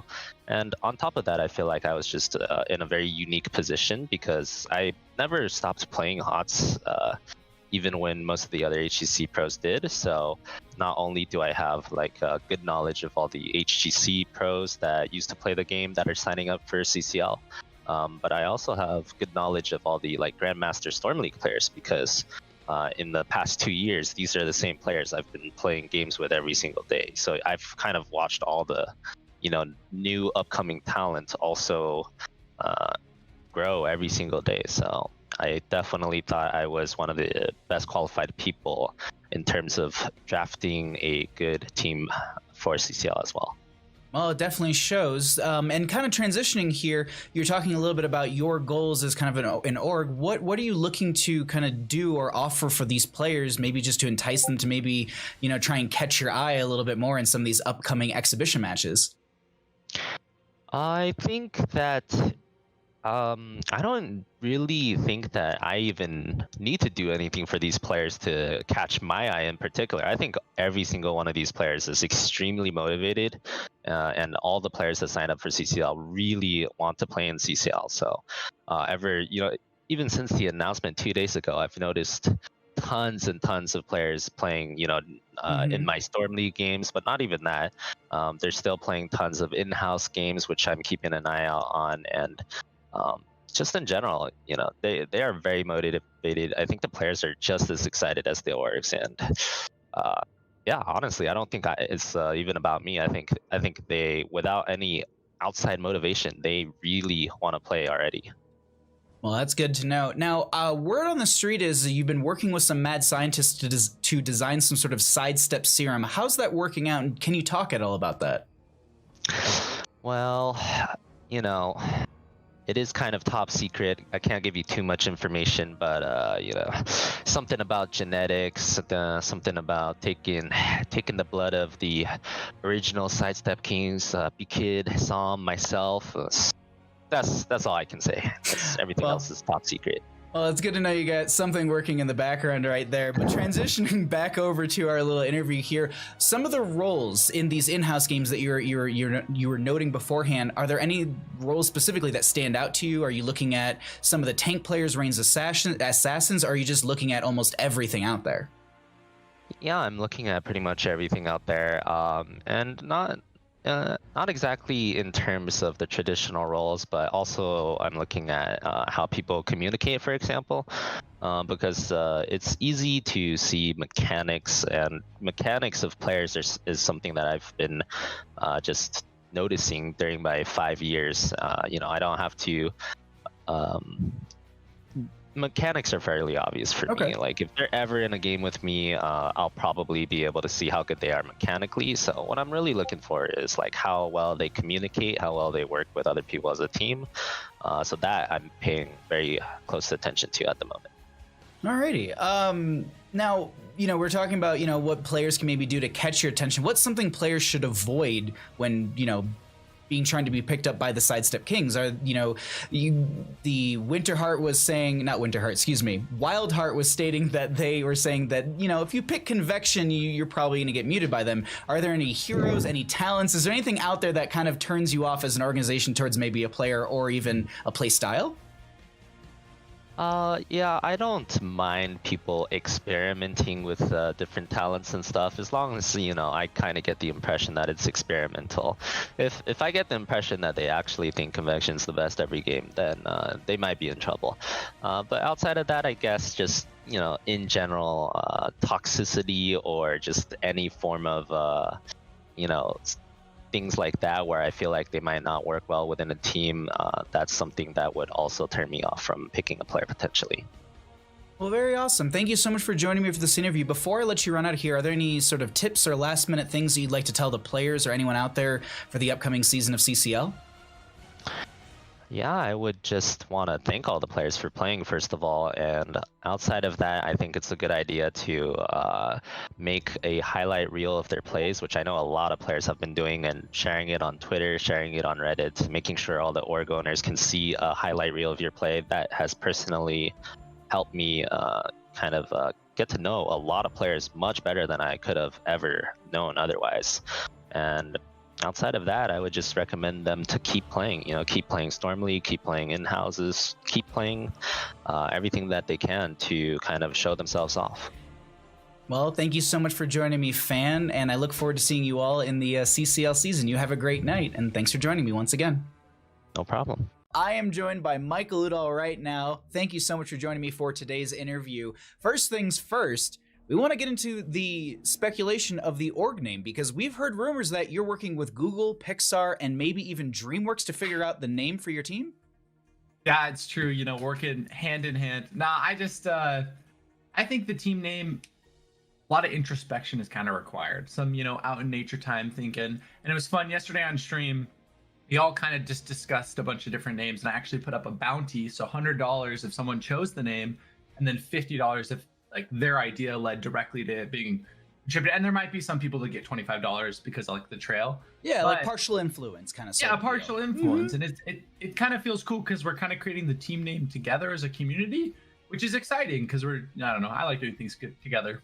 No, it makes sense. Absolutely. It seems like a fun way to kind of also get the community involved with something that you're creating. Speaking of what you're creating, your organization, what is the goal overall for the players outside of, well, just actually setting them up to play the game? Yeah, well, I mean, our organization, I really want it to be focused around personal growth, right? And there are a lot of different aspects that make a human. And being a really good HOTS player is one of them that we want to try and help, right? But we also want to help enable and empower them to kind of whatever they want to do. Do they want to do content creation, streaming? Are they looking to go back to school? I want the org to be more focused on that, right? Because right now, HOTS is something that we're all growing and building, but I also just want to make sure we're like a balanced approach. Right. Like, I don't know. That was something for me as a player. My life got consumed, like my entire life. And it was really difficult to like maintain mental balance. Not something that I just really want to focus on to be good for my players. Well, that's actually a really great opportunity and a direction to take your organization to make sure you're also benefiting the players so very much with that. Now, when we get into these exhibition matches that are going to be starting up not this weekend but the following, are there any roles, players, plays that you're looking for specifically, or are you just going to be watching everything, just making notes and seeing who stands out? I mean, I think I have a couple of players that'll be on my invite list.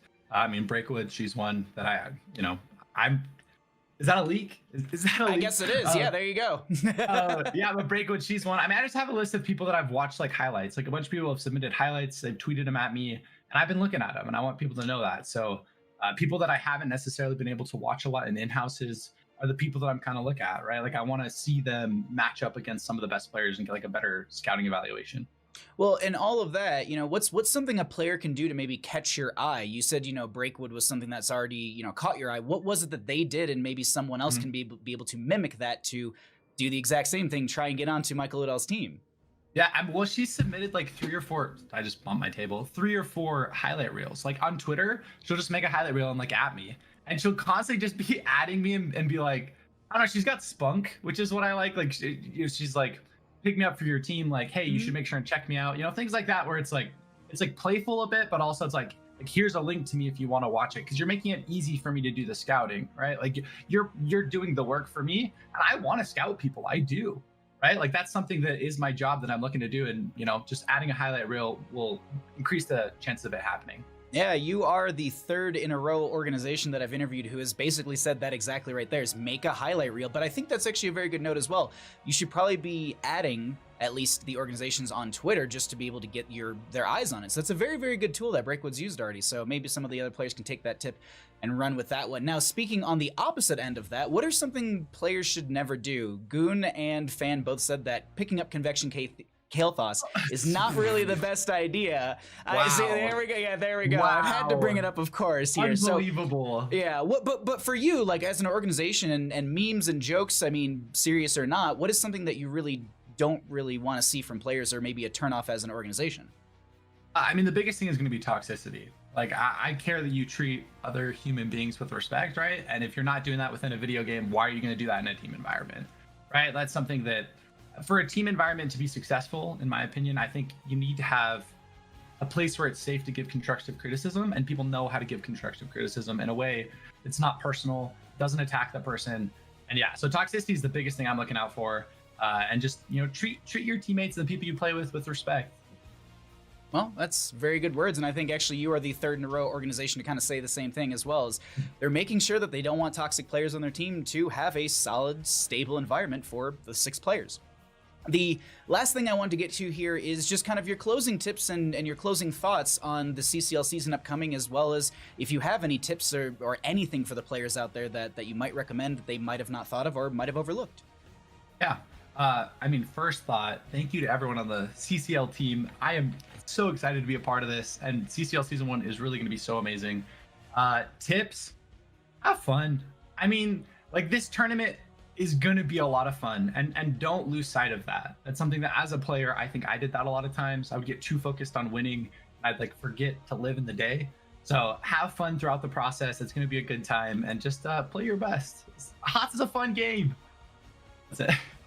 You couldn't have said it better.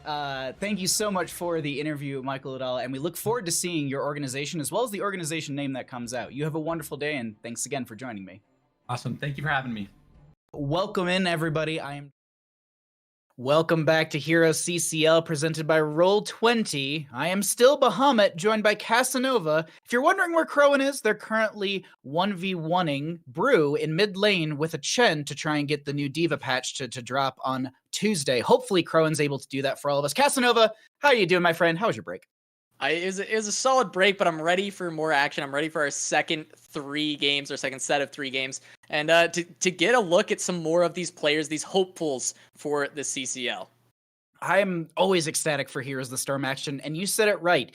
This is not a 3-game, this is not best of 3s. This is a 3-game series meaning that we're going to be seeing 3 more maps of Heroes of the Storm. And I believe at this point we can go ahead and take a peek at our rosters for our second 3-game series. For our blue team, we're going to be having Hosty, Badara, Red Robot, Nasmus, and Weary Day coming out for our blue team. For the red side, who are we seeing over there, Cass? Yeah, on the red side, we've got Budshin, Corgi Booty, Hacho, Maka, and Fancy Pants. And, of course, Budshin being Buds from back in the day in the HGC. Really excited to see him back. Is there anyone that you're especially excited for out of this group of 10 players? There's so many good players. Maka's a really good note as well. Madra has made insanely good plays in some of the in-houses. Red Robot's, I believe, a really strong tank player. Hosty's a name that, there's just a lot of good names. Like Hotcho's like Corgi Booty's in there. I know a lot of these names, and I'm super excited for them. But Casanova, before we get into the game, we have to know where we're going first. We know the 10 players, but where do we end up for game number 1? Well, game number 1 is going to be Red Team's pick. It's going to be Tomb of the Spider Queen. Looking at those rotates, looking at those offlane diffs that we talked about the other day, Baha. Really excited to see both of these teams going at it on this map. So, Tomb of the Spider Queen, you just said it, rotation heavy based map. This is also going to be first pick priority for our blue team. So I believe coin flip was initially won by the blue team. They chose first pick priority, giving map pick over to the red side. I mean, Cass, I think you already know what I'm going to say here. This is a great Cho'Gall map. Do you think we get it? I don't know about game 1. I think, we heard Nurok talking about it in the interview, and I think maybe a game 2 draft, if it's a good Cho'Gall map, then we'll see it. But, I wouldn't put it past some teams. I'm not sure if we have any, specific Cho or Gall players, but, I think it is in a lot of people's hero pools, and it will be interesting to see.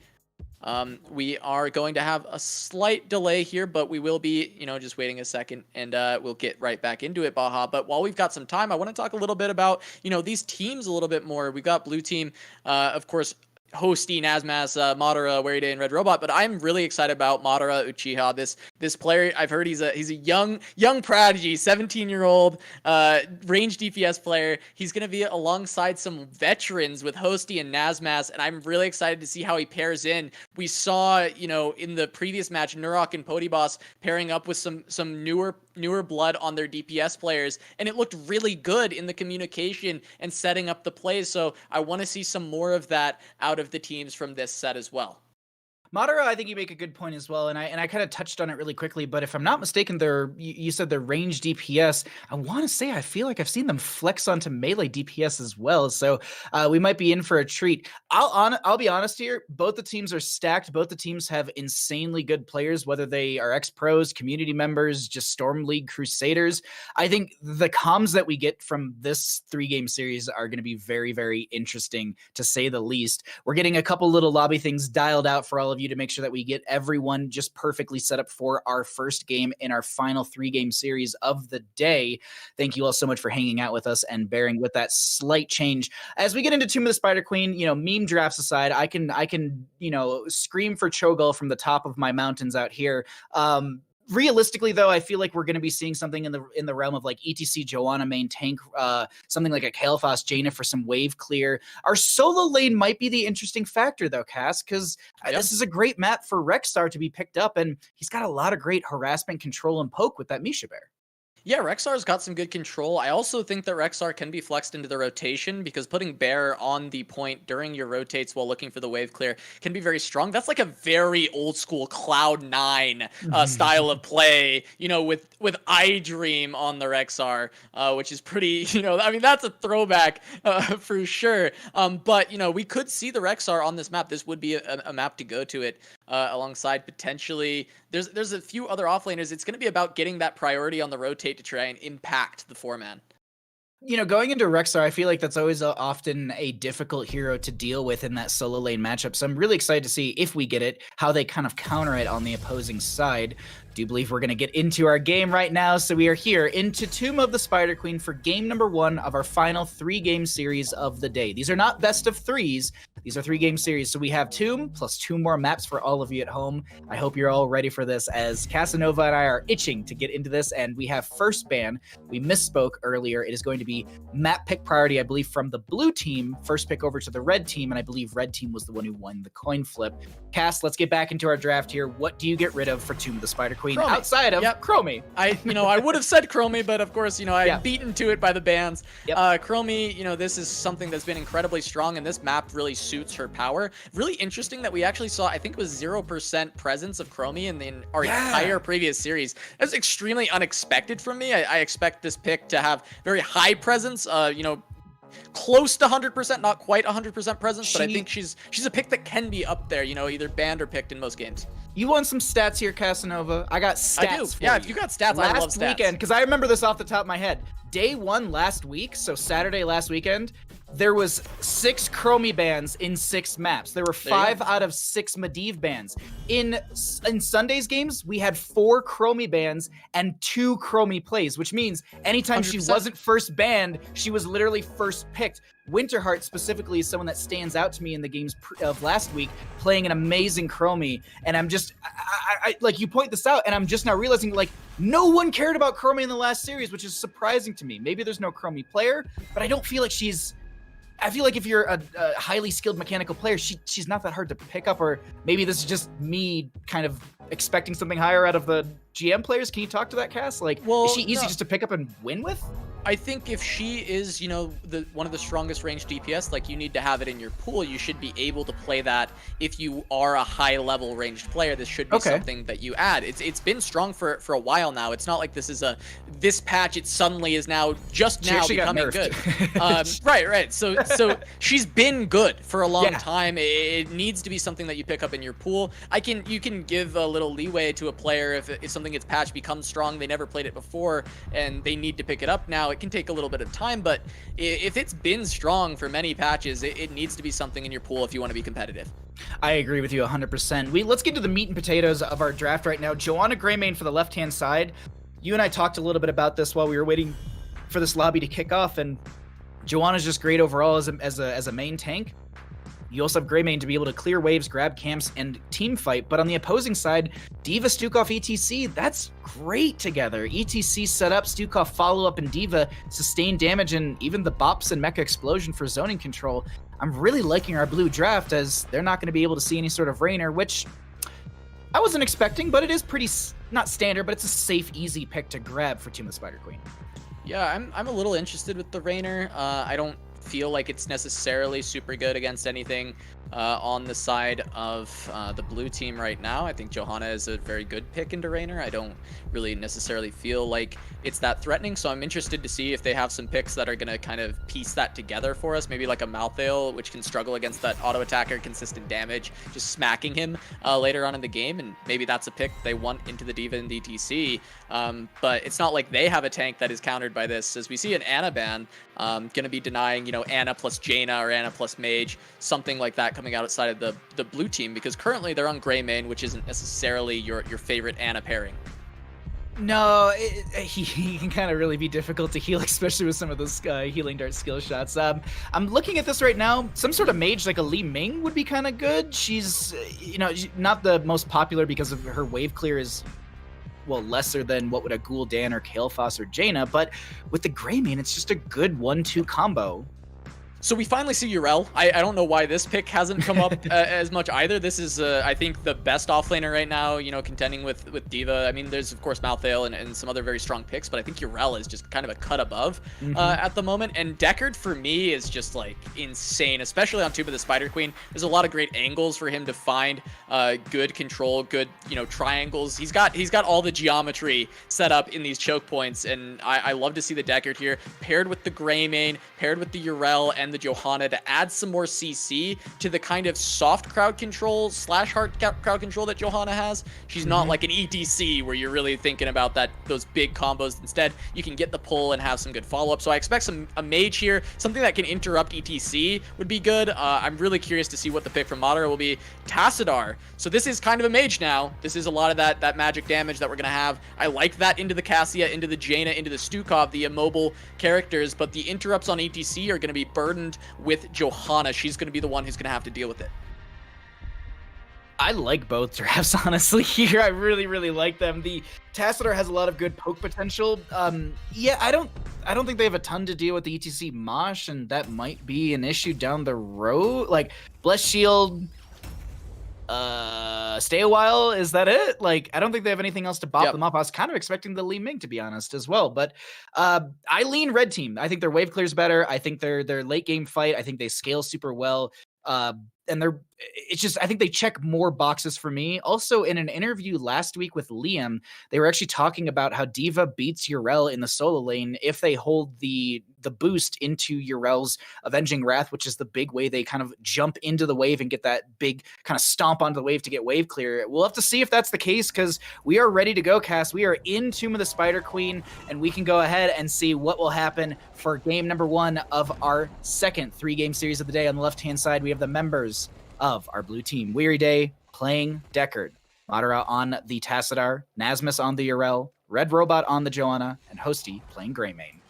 Yeah, and over on the red side, we've got Maka on Cassia, Buds playing that Stukov, Corgi Booty on the D.Va, Hacho gonna be on that ETC, and Fancy Pants playing the Jaina.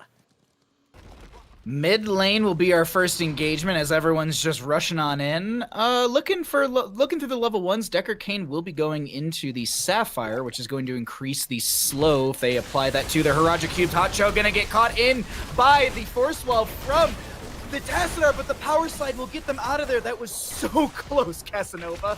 That was insane. A really good knockback by Nasmas to keep him stuck in that corner, and Hacho almost goes down, but Buds with the clutch heal at the very end, able to find that heal. And you were talking about the wave clear of the red team, but for me, the blue team actually has more ways to control the wave. Even though there is some strict firepower on the red side, blue team has Johanna combined with Tassadar, which can instantly just decimate these waves at a quicker speed while zoning off. As we see a slide from Hacho, not going to get much connected onto Hosty as far as follow-up is concerned. But once again, you'll see it. Red Robot walking into the lane. Nasmas going to help with this one. This actually might be a fight as we see Hacho stepping up, maybe looking for a power slide, but not going to get it.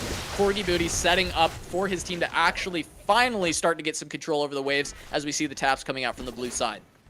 Do have our solo laners rotating into bottom lane as the core 4 will continue their rotation between top to mid, and that'll be where the fun of all of this is going to be happening. There's gonna be a lot of poke and just getting the gems and trying to find a kill here and there. Also, Jaina trying to grab regeneration globes as they are going to be fingers of frost at level 1 at 5 out of the 20 stacks already onto that. Tassadar is going to be going into the shock ray at level 1. Static charge at level 1 for their shock ray, and they've already got 45 out of the 200 stacks onto that one. So we'll keep you up to date on those 2 questing talents as well as Jaina's baseline for their ice block as the rotations continue. Red Robot is going to make that anchoring or aggressive rotation.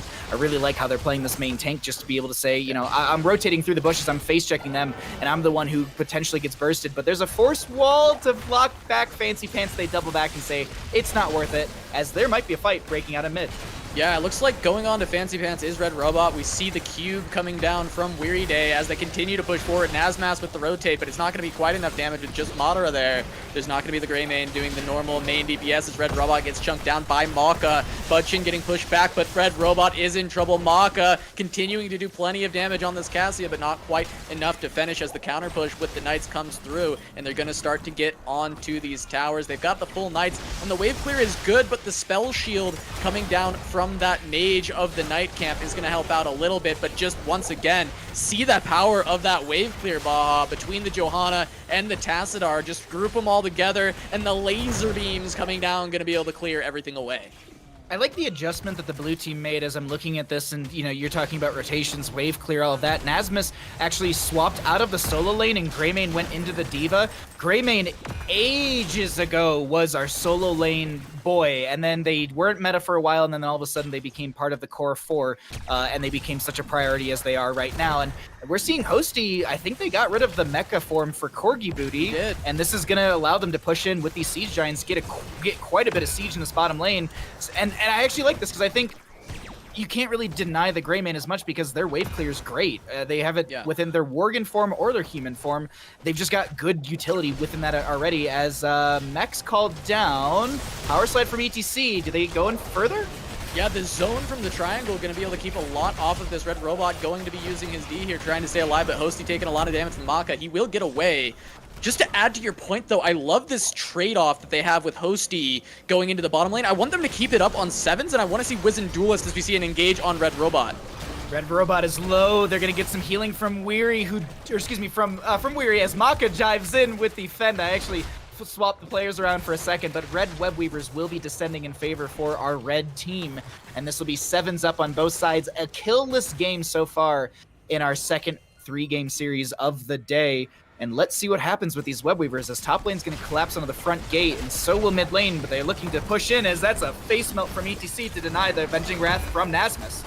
Yeah, this is a very early turn-in, which sometimes I don't like, as we see the power slide, the combo, but Johanna's got the passive to easily stay safe. In fact, Hacho's taking a lot of damage. I think these will be cleared away fairly easily. They might lose some walls, but not too much experience. And then that's a lot of gems down for the side of the red team. So we can look for blue team looking for maybe some double turn-ins as Fancy Pants gets aggressive onto Hosty. Not too much more for him, though. And we see the clear come out pretty cleanly overall, Baha. Maka uses their Gladiator's Medallion. Hacho power slides away. They managed to not lose one as that disengage could have got a little hairy towards the end. I want to quickly update everyone at home if you're wondering what some of the questing talents are. We have 70 stacks out of the 200 on the static charge for that Tassadar. Joanna does have Subdue at level 7, and we'll let you know if that gets finished out. But honestly, Casanova, I love Subdue regardless of finishing it out, because if you hit 2 or more heroes, you're going to get that 80% slow, which allows you to potentially set up for a pick, as Madra almost gets picked off in his medallion, top lane. man. Yeah, that was close. Super good for Madra. That's that 17-year-old reaction time there, being able to get his very quick medallion with Hacho right on top of him. Able to continue to just walk away after that. Love to see that from the kind of newer player, the new blood here of Madara, as Weary Day is going to get caught out by the ETC. Fancy Pants with all the follow-up and buds, has the silence on top. He's going to go down, and that's a nice pickup. Not going to be a lot of gems lost for the side of the red team as Nasmas tries to engage on Maka. This could be an attempt at a turnaround as Madara is just pumping out the damage. Hosty trying to step up and get some as well, but that is going to be the trade back. Very well done by the blue side. And talking about Hosty, you know, I'm disappointed. I'm disappointed. What? He did not go Wizened Duelist. They had him in the side lane, 1v1ing a diva who has to stand in the wave and not really get any damage onto you. You can sit there and hit her, farm up your items with the, as I like to say with the Wizened Duelist, get full build and scale into the late game, but he does go the more standard range curse bullet setup to just try and keep his spacing away from the ETC. And we see him, you know, aggressing onto Corgi Booty, utilizing that range a little bit to continue to push him down. But that is a blessed shield, and that is a pick right away by Madara with all the follow-up damage. Red Robot with a great engage there, catching Diva out. Madara with these 200 IQ walls, like they're so good. You know what? Do you want to jump into blue comms? Because we haven't looked at any comms right now, and I want to hear what they want to do with this. Yeah, let's see how they decide to set up their push as we jump in there. Top set. Okay. We got mid top. What's going on? Mid top. Don't worry about bot. Is this Jane a bot? I think we just play for top. Yeah. I'll take the sit mid. here in zone. You guys just hard push.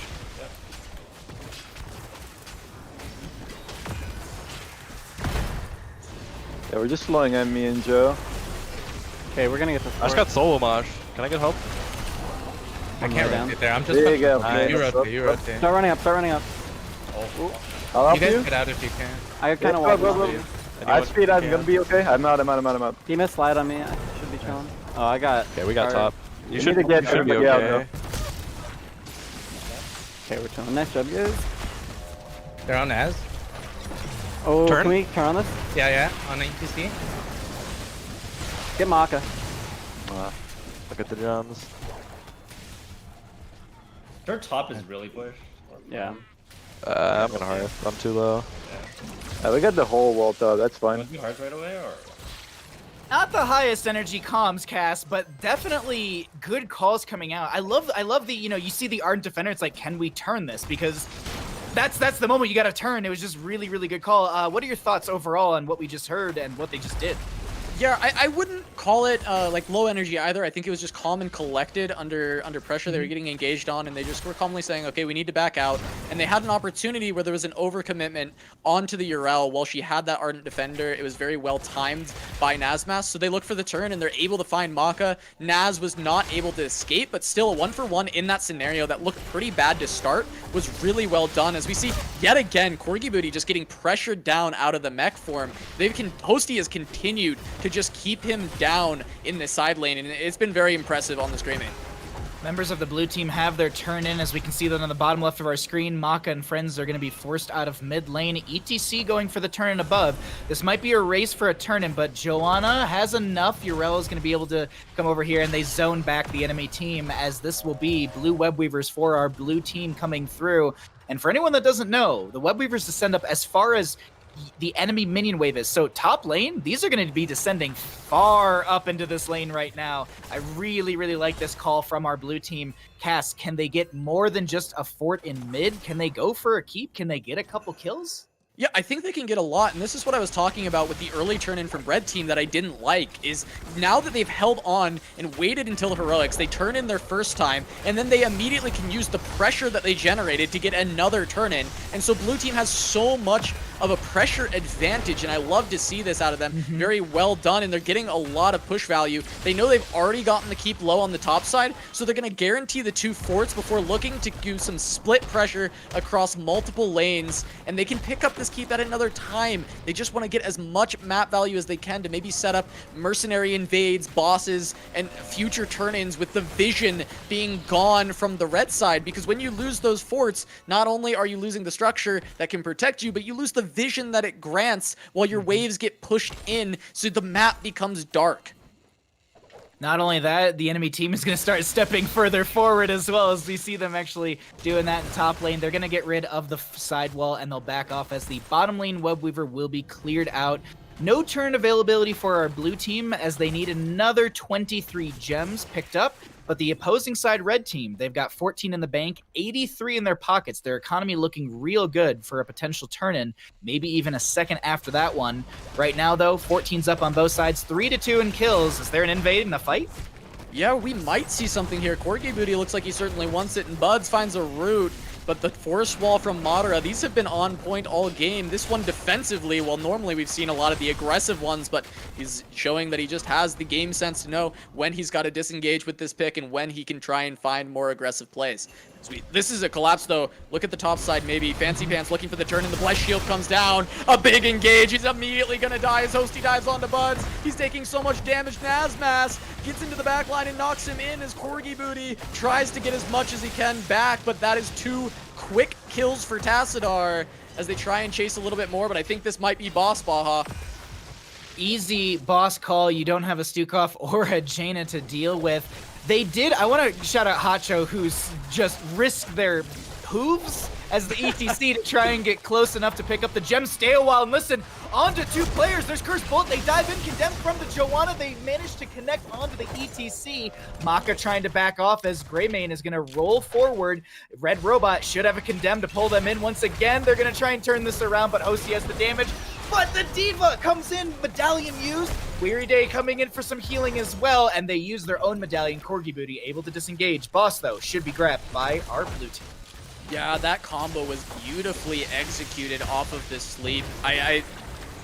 Weary Day has been great all game with the stay a while and listens. There was one during the player comms that was beautiful as a disengage to save, I believe it was Johanna from that solo mosh pit. And we of course didn't get to talk about it too much because we were in the player comms, but it's just, he's been so consistent on this pick so far, setting up a lot of engages for his team, and this is going to be the boss turn-in that we love to see set up, and this is going to be setting up to try and end the game, or potentially, if not end, this is a 3 keep, but this is already a very low keep, Baha, and they might look to end here. Force wall cast, but then immediately canceled as they don't want to block anyone from stepping forward. That's going to be a Righteous Hammer. A lot of damage on the Corgi Booty, who loses the mech before they're able to get the mech explosion out. Indomitable, there's going to be a medallion used on the ETC as the massive shove comes out from Bud. Boss is on court currently. Web Weavers are just behind that, and they're looking to step into end game. Some zoning coming out from Decker Kane, but this is a lot of posturing in favor for the blue team. Yeah, they keep pushing forward onto the core. The shields are already falling. Red Robot gonna eat up the Valkyrie as he stuns up Maka. There's gonna be a root, but Hacho low in the front line as he takes a big chunk, and the force wall is beautiful as Tassadar is able to pick up the kill. That's Madara. Weary Day gets to sleep onto Jaina, and Hosty's gonna blow her up. Weary Day escaping with very little help, but Corgi Booty moving into the side with the bomb, but he's falling very, very low as the disengage comes out from blue team. The core down to 88%, and just now we're gonna see the Archon, and once again the wall looking to find a pick onto Buds. Nazmaz pushing forward, but Corgi Booty has the peel. Now Hosty is on the core. Hosty is on the core. He's blinded up, but 50% down to 40. The shove from Buds, but a lot of HP bars are falling on the blue side. I think they're gonna have it though. The Web Weaver is in, and Hosty is still up as Weary Day is barely surviving with the potions, and that's gonna be a GG as blue team picks up the win on that final push with the boss turn in. Boss plus Web Weavers is often, as you said, a way to end the game, and they looked for not only the end, but I believe they got the 3 keeps from that entire Web Weaver phase. Really, really well played coming out from our blue team. We can see right now that while they didn't have the highest damage, Madara is you know, we were saying was insane throughout that game, and I was saying, oh, their wave clear might not be great. They had roughly 90,000 siege damage and roughly 40,000 heroic. On the opposing side, Maka basically 52,000 on this Cassia. They like, there's a lot of great back and forth, a lot of really good stats here, but I have to say Hosty, Madara together, oh, that's a composition or a duo that I do not want to deal with. And last but not least, in my opinion, Weary Day's Deckard. Just 200 IQ plays, great positioning, and that's a big thing in my opinion for a healer or a support or whatever, is positioning. And I know positioning is big for everyone, but like the stay a while and listen at the boss is not something you really ever see a healer or support doing. Usually they're kind of like turtled up in the other side looking for, you know, an out if the enemy team tries to step in. Instead, they were like, I'm going to stand in your face, and if you walk up to me, I'm going to stay a while you, and I got the rest of the team right behind me for a fight. And it was just so well played consistently from the blue team. The communication was really well done from them, but I don't want to take anything away from the enemy side because everyone played that so well, even on the opposing team. Thoughts, Casanova? I can't get enough of this game. I will say, like, the damage numbers look low because it's a classic case of effective damage versus total damage. I think a lot of the time these were very concise engages from Red Robot, just setting up with a Blessed Shield or Weary Day getting a pick with the Herodric Cube into the triangle stun. And then just Madara and Hosty just blowing them up with the Cursed Bullet into all the burst damage that Tassadar has, the wall allowing them to stall it out and finish off those kills. Whereas we look on the other side with Maka, he had great position. He was dealing a lot of damage overall, but it wasn't connecting to kills. It was just spread across the entire team like you would expect Cassie to do, and they just didn't have that killer instinct factor throughout the entire team to find those picks because it was being denied by Yrel and Johanna and Deckard with all the crowd control that they offer. It made it so difficult for the DPS players on the side of the red team to actually get in and finish off the kills that were being set up. I really like the drafts that we're seeing overall. I'm just still staring at this, and I'm like, there's a lot of our tried and trues, the Jaina, etc, all that stuff. But like seeing Cassia, seeing Tassadar popping into some of these games are just really, really exciting. Our healer pool isn't the biggest in the world, and a lot of people are going to hyper focus on probably our, what I would consider the top 3, which is like Deckard, Stukov, and Ana. I feel like those are typically what you often go for. Some more niche heals here and there with, the Brightwing, as Nurak was saying, is not your meta. You go for them regardless of the draft. It was very specific to, the Cho'Gall composition they built. But, Cass, we've been sitting here talking about game number 1. Looks like we're ready to get into game number 2 in just a second. Do you know what map we're going to be heading into? I do. It looks like we're going to go to Volskaya Foundry. This is one we have not seen yet today, and been a minute, but this is a lot of team fighting can go down on this map, and I'm pretty excited to see it. Baha, before we get too into that, I do want to put one last little point. Even after 3 years, Johanna Tassadar still looking like an auto win on Tomb of the Spider Queen. Oh god. Oh, I mean, yeah. Oh god, yeah.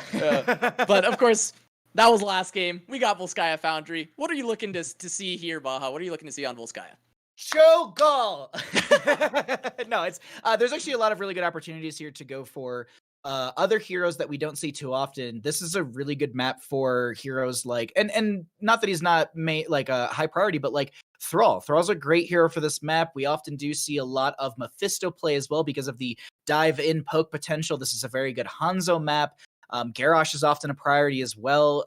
There's a lot of good opportunities, but the other thing to note too is Sylvanas with her Mercenary Queen at level 4 is a really big impact for these team fights because oftentimes one player or multiple players are going to have these turrets, and with the Fortification Camper turret, you can empower those with her Might of the Banshee Queen, her Mercenary Queen. There we go. And it's 60% as well. So that's a hero that I think we might see some sort of priority on. But I'll be honest, and this is no meme, I really hope we actually see a Gazlo soon, because Gazlo is great here. If you can set up all of your turrets, all of that kind of stuff, you're ready to defend these points. And it's the same argument that I make for Cho'Gall. If it's a map where everyone has to come and step up and fight me on this point, that's really where Gazlo can set up and work out and, well, win for the friendly team. But either way, Casanova, my oddities aside, we're about to get into draft here. And realistically, I think there's gonna be a lot of priority onto,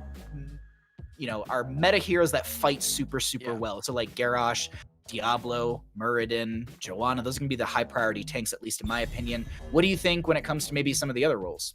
Well, I will say that I have one HGC game played as Probius. And which map do you think that one was on, Baha?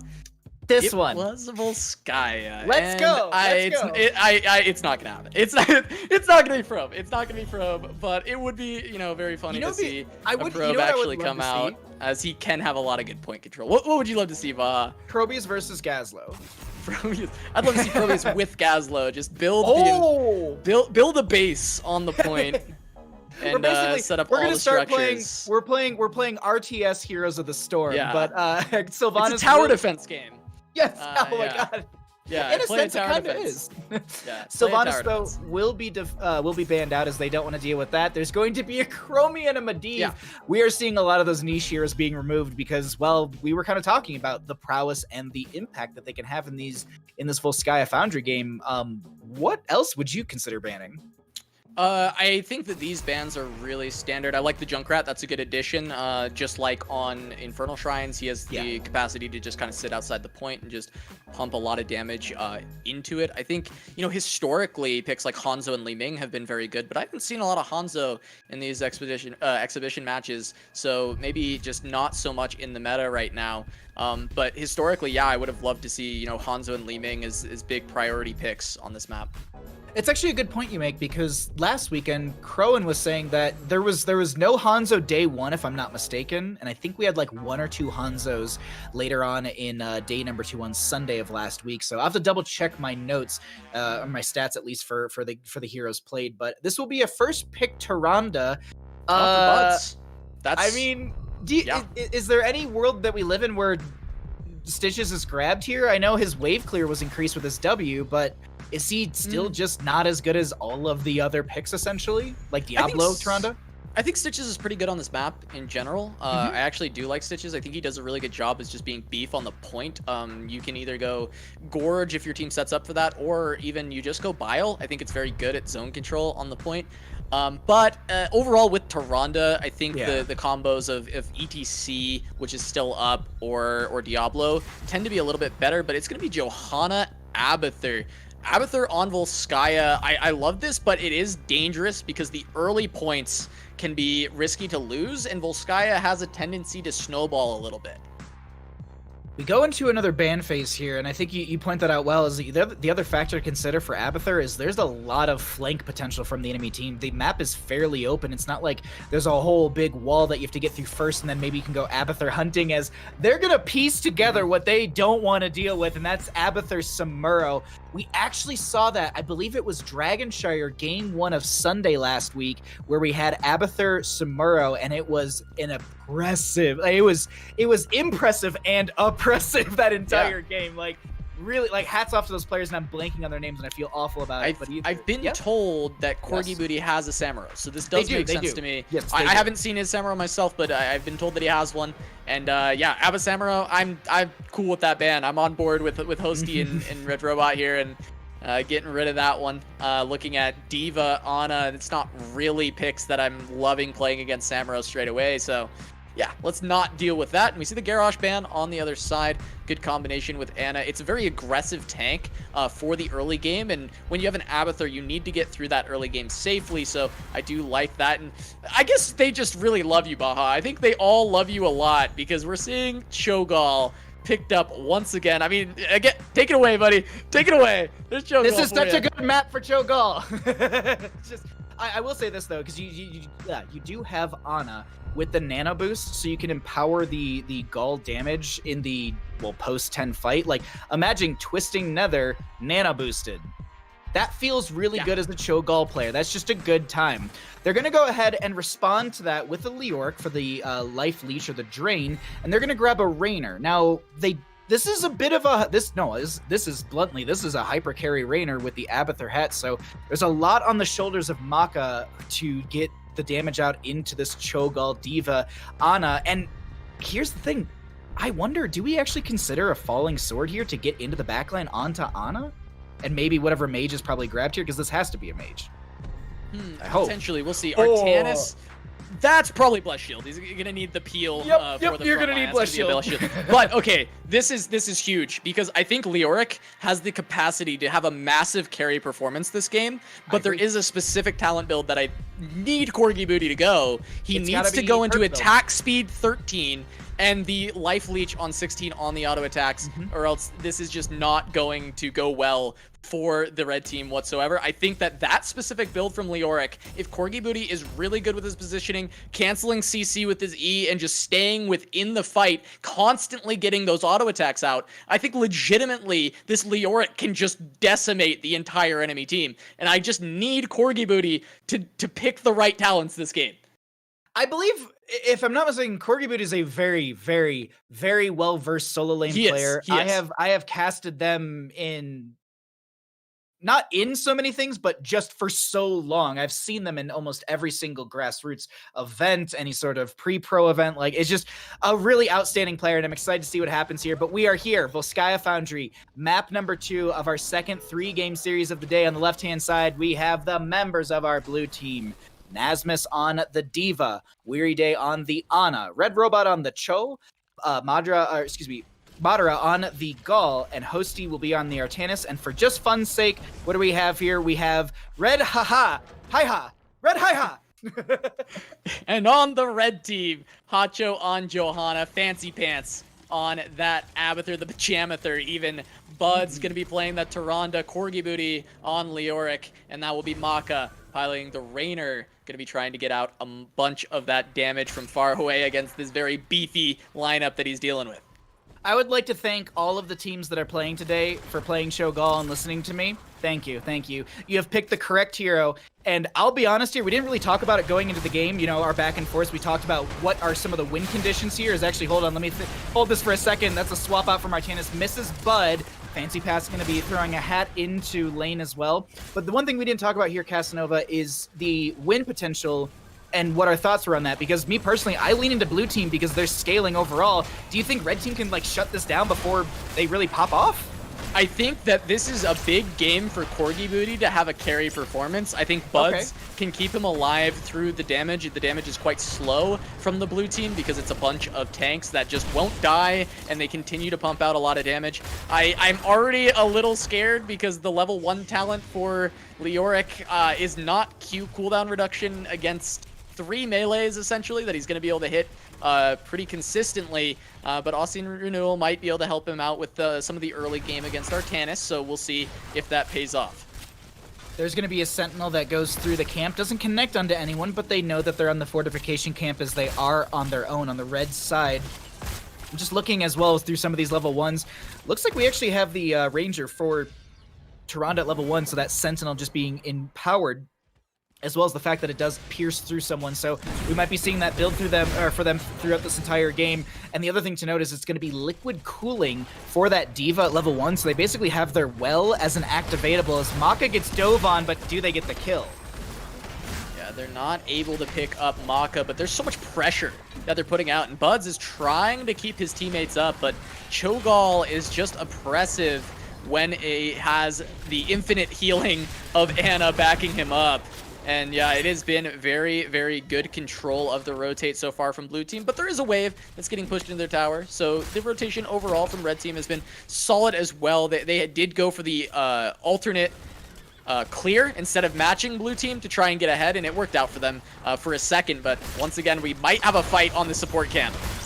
A little bit of damage out right there. Mecha Explosion's up and available for Nasmus if they want to use it. They're going to still sustain over this point. No one in control. Lunar Flare coming out from Buds, but they're being forced back as they're getting a little bit low. Cho'Gall uses the Surging Fist to get out and force them further away, but Weary Day grabs the Biotic Emitter, and we have our control point A opening up in 15 seconds. Do you want to jump into a set of comms here, Cass? Yeah, let's actually see how the blue team decides to handle this. I want to know what is happening with the Cho'Gall early on. Let's get into it.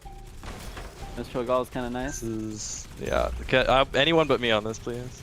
Yeah. Anna, Sadly, right now we're doing everything. You go down, Anna. I'll get up. Yeah. Okay.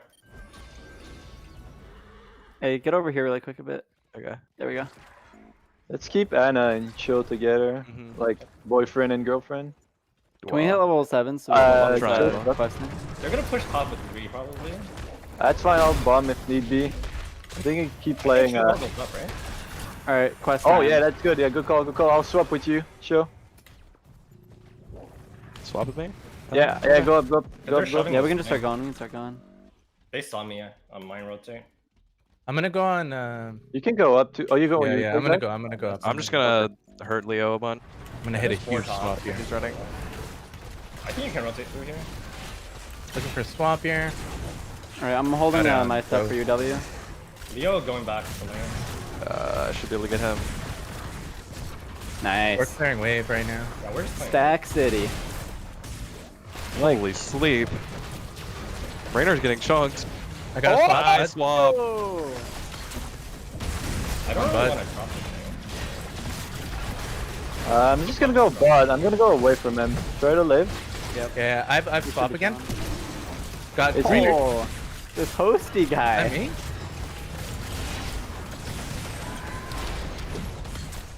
Maybe we can get him. I got big auto damage. Ah, okay. They're dying too fast for my stacks. They managed to get so much zoning from that, Cass. And like, we talked about it last week in Khroen, those were really just good and clear comms. It wasn't chaotic, everyone kind of knew what to do, and Hosty was just calling out, like, gotta swap, going for it.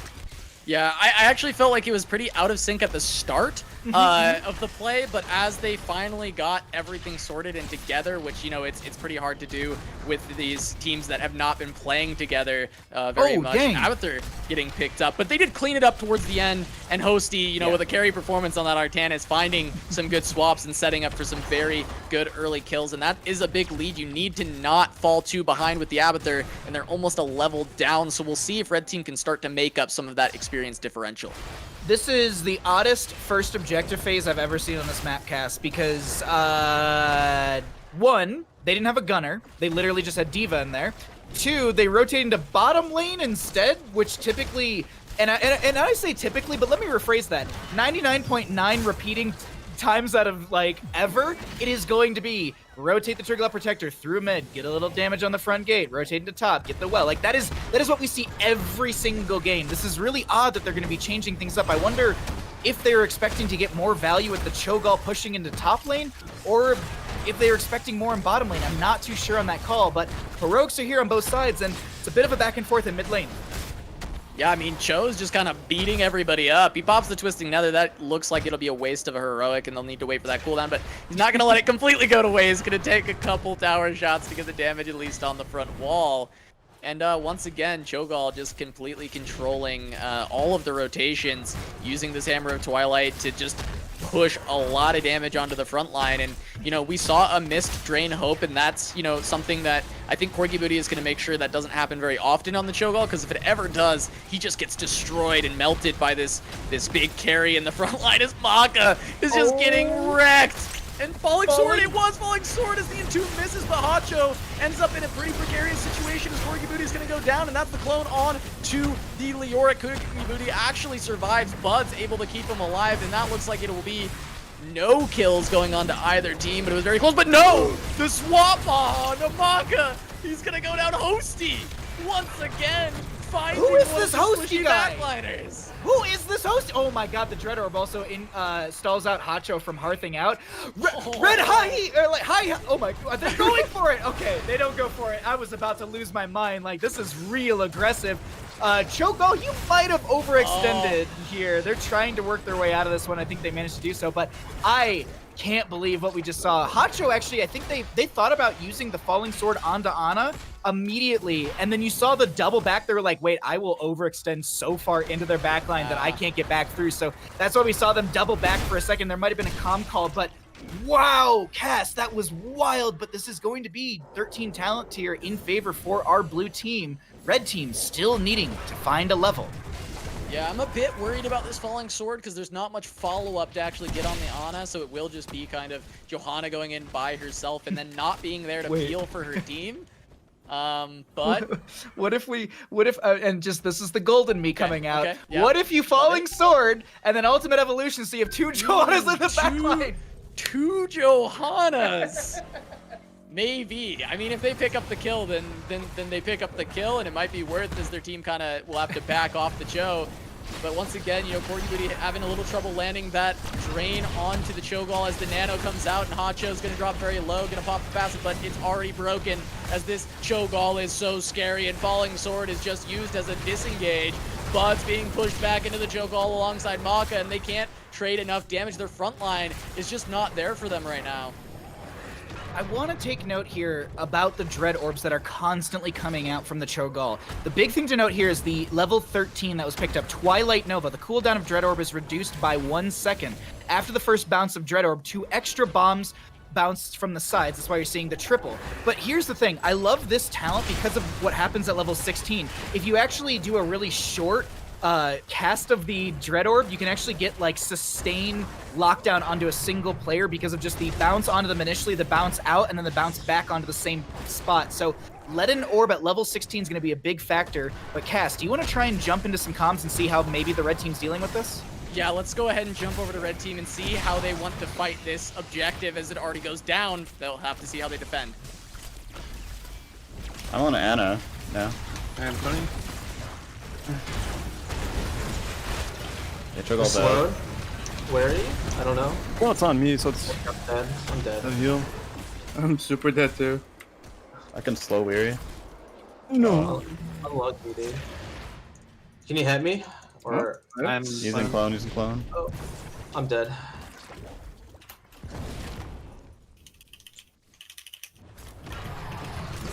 Dude, maybe we need a bullet. So that doesn't work. So unfortunate right there as the red team is going to lose too. I was waiting. I was like, they're going to be even talent tier. Let's check out their comms on even talent tiers. But this Cho'Gall seemingly is too much. And Cass, what the heck is happening? This is the second Trigla Protector for blue team, and second one they've only put a Diva into. Yeah, they're not utilizing it just to get the normal objectives that we would see, but overall they just have so much pressure and scaling that it's looking good. And Baha, I'm mobbing a little bit because I see the talent for Leoric, and he hasn't gone into the way that he can actually try to put a lot of pressure onto this front line. He's just reducing the damage, but right now the problem isn't that they don't deal any damage. The problem isn't that the enemy team is dealing too much damage. It's that they're not pressuring them whatsoever. And we need to be able to do that. There's already damage reduction from the Tyrande, and I would have liked to see, you know, that big carry come out of Leoric, but we'll see if this can pay off, if slowing the Cho'Gall's damage down with these E's from the Leoric can help, but that's an engage Baha. That's such good lead and orb value right there. It's just going to constantly get these stuns, and this is what I was harping about at level 13, is just that Twilight, I'm blanking on the name, Twilight Nova, for the extra bounces, and just it's just so much setup and lockdown and threat that they're gonna have this mule in bottom lane. Currently have Hosty coming in. They're gonna be looking with the suppression pulse onto one. That's a lot of damage onto Raynor. They're gonna go down. They find the Tyrande on top of that, and then Nano boosted Cho'Gall continues to push through the lane with the rest of the friendly team. They have got so much momentum in their favor on this blue side. Yeah, they do. I mean, they're already pushing in onto the keep. They don't need a Tree Glove Protector to take this. They'll just tank it up with the D.Va and start putting all that damage. I mean, Cho'Gall does so much right now. Anna gonna keep the heals up, and finally, they have a little bit of a creep wave, but they just decimate that keep. They're going to core? End? That's what I was like. I was like, their posturing is not on the far side of the keep. I didn't think they were going to try and end, but Cass, they're literally trying to end 12 minutes into our second game here. Well, Can they do it? Spawn timer's coming up. Maka moving in. We see the damage reduction on a Hosty, but they're killing it so fast right now. Hacho trying to get in. People are dropping like flies, but the core is dropping even faster, and they killed that so quickly as it drops to 0%, and blue team is going to take another game here in this set of 3. I would like everyone at home to take note and start practicing your Cho'Gall because he's S tier. That's it. Bahamut's calling it. Cho'Gall is all the way up here. 100% win rate. How do you argue? I mean, you can't argue against it. 100% win rate. I can't argue with the results that we've seen from the Cho'Gall so far. It actually does look pretty oppressive. I would like to see some adaptations from these teams. I think the class, we saw the classic Tychus Malthael response, and then they got destroyed by Avala. And here we see Leoric going for the standard Leoric build. You're going the meta build. Like I'm not going to say, oh, this is a weird Leoric build. No, it's very normal meta. What he went. But I want to see the adaptation and go towards the attack speed and the leeching auto attacks. But it didn't even matter in this game because they didn't get there. They ended up losing before that even happened with the pushing in from the Cho'Gall and the Artanis finding so many swaps. Hosty, man, looking so good on this Artanis. Who is this Hosty guy? It was honestly that is the one line that's going to stick out to me from the comms. That was just so good. But I had a blast with these 2 games so far, and we're not done just yet. We're going to take a quick break. We're going to refresh our waters, and we're going to be back with our final game of the day. Don't go anywhere. We have one more match for HeroesCCL presented by Roll20. Roll20 lets you build maps, drag and drop tokens, and other features that your kitchen table just can't do. My table can't do any of those things. No. Also, Roll20's video and voice feature let you connect with more people. So if you wanted to invite Lucas and Ariel... Hey guys. Hello. What's going on? That's no problem at all. Ready to play? Your friends, your games, your table, Roll20.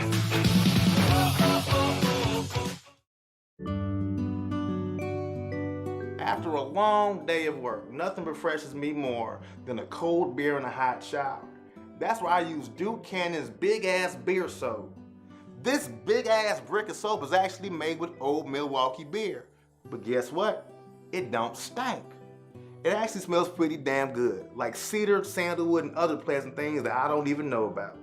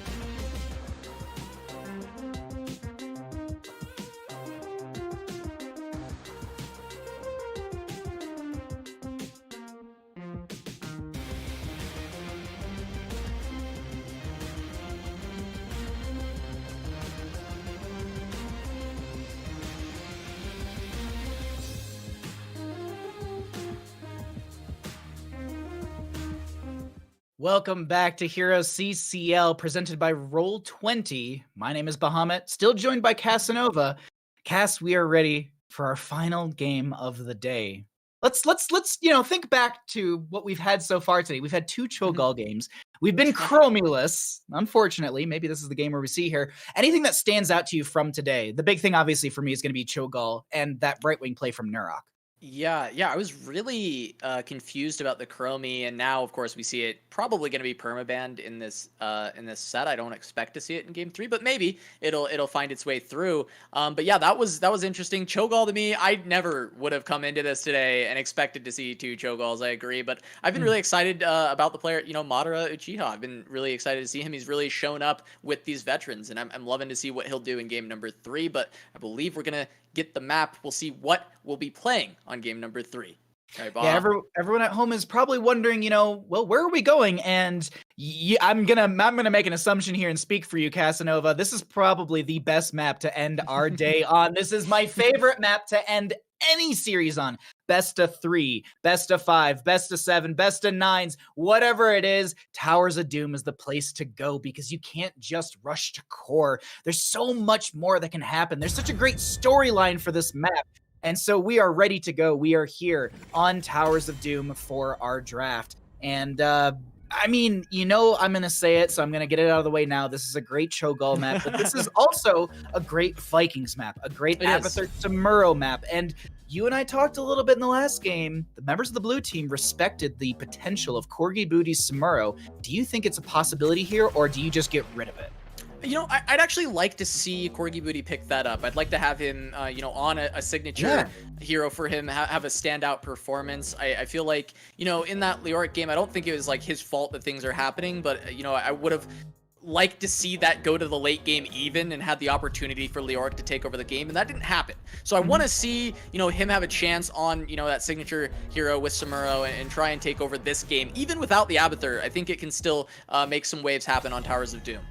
You know what I say? I'm going to write the rules for next season that say exhibition matches, no bans. No bans. We get to see all the cool stuff. That'd be fun. Maybe I can twist someone's arm and we can do the Baja Blast, Summer Blast, Splish Splash, whatever name we've come up for. But maybe Baja Blast, Splish Splash. Yeah. No, there's a running joke that I've said I want to create a tournament called the Baja Blast Splish Splash Summer Bash. And I really, really want to make that. And so every time we talk about tournaments, I'm like, and they're like, not yet, soon. But let's actually talk about the exhibition matches, because we are here in our final one of the day. We've had a couple, maybe target bans, but also map target bans. First pick priority-wise, do we see anything interesting? Is it going to be that Diva? Is it going to be the Ana? What do they want for this red team to start things out for Towers of Doom? Oh, we got a Hanzo. This came out of nowhere for me, but I think this hero is still really good, and I'm surprised that there's been like almost no representation of Hanzo.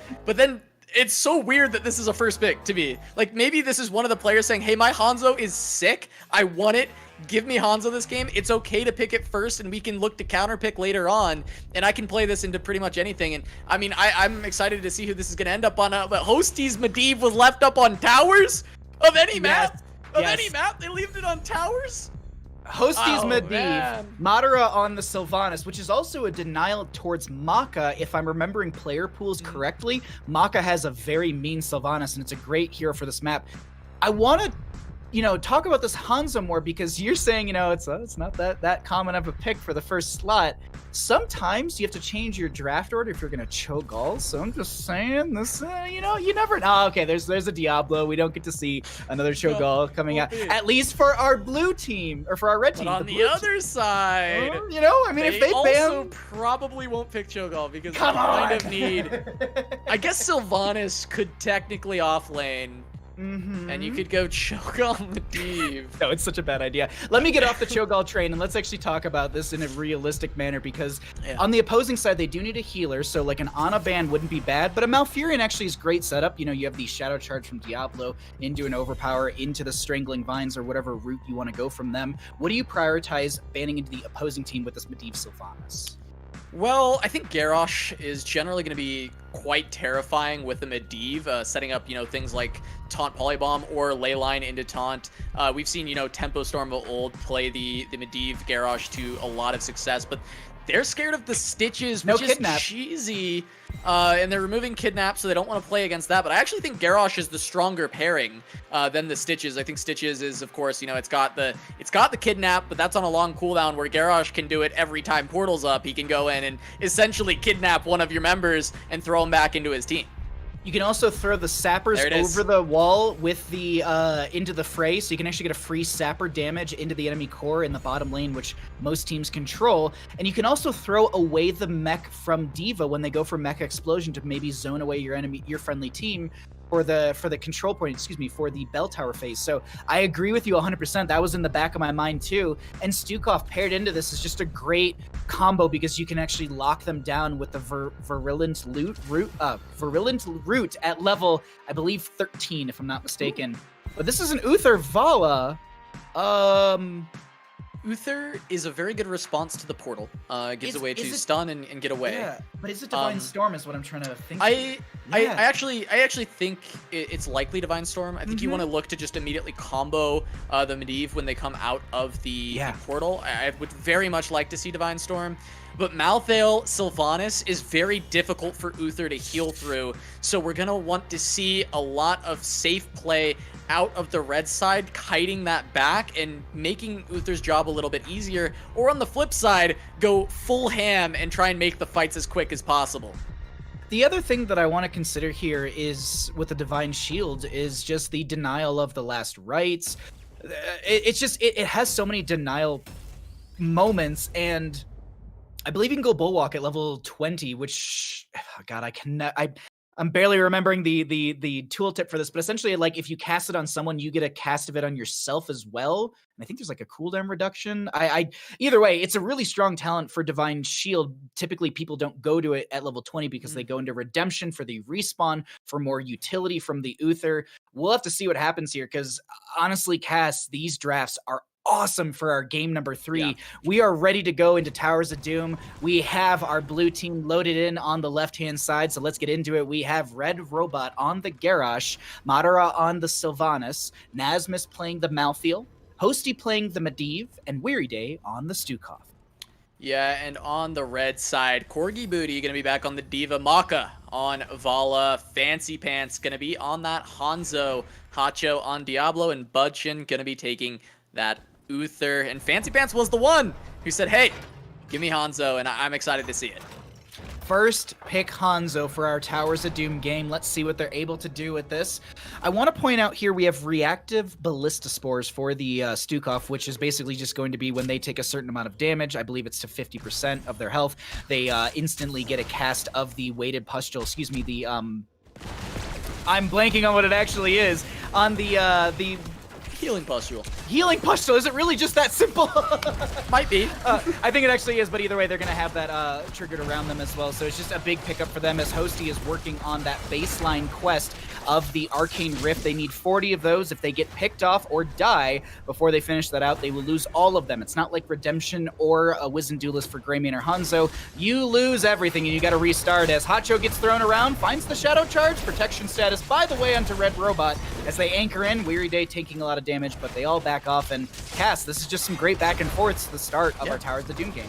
And we already saw that level 1 get value from Weary Day. He basically tanked up a lot of damage for his team there and then was able to heal up. But that's a good combo by Hacho putting Red Robot in, but the instant portal from Hosty, I would expect no less out of this man's Medivh.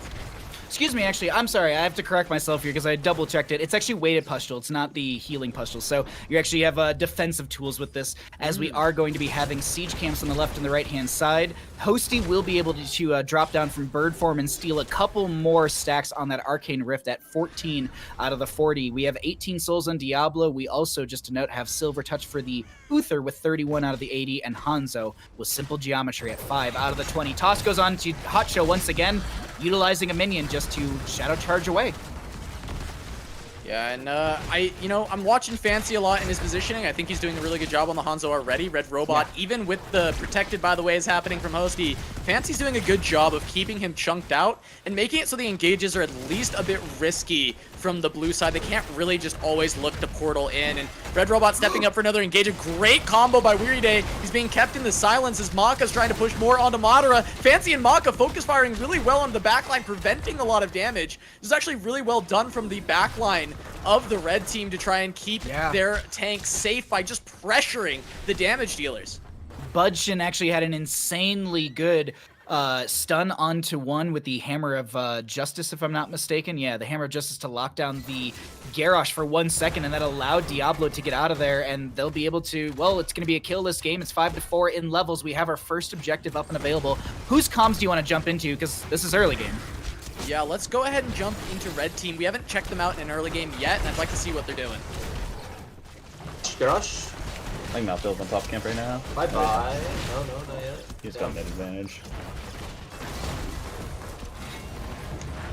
Charging one. Yeah, Malphite was capping for me. Actually, I can cap and just keep him in YouTube. No, he's just gonna stall me, so I never win this. Need help? I'm on Garrosh. Chunks. Protect. I'm chunking their back. Yeah. Oh, heal. I'm ready to get someone on this portal. We got it. Nice. I'm gonna need help off. Yeah. They're chunked a little bit, so. I can stay bottom. He's missing right now. He's just grabbing his. Okay. I'm gonna look at ours. I'm watching. I need to dismount him here.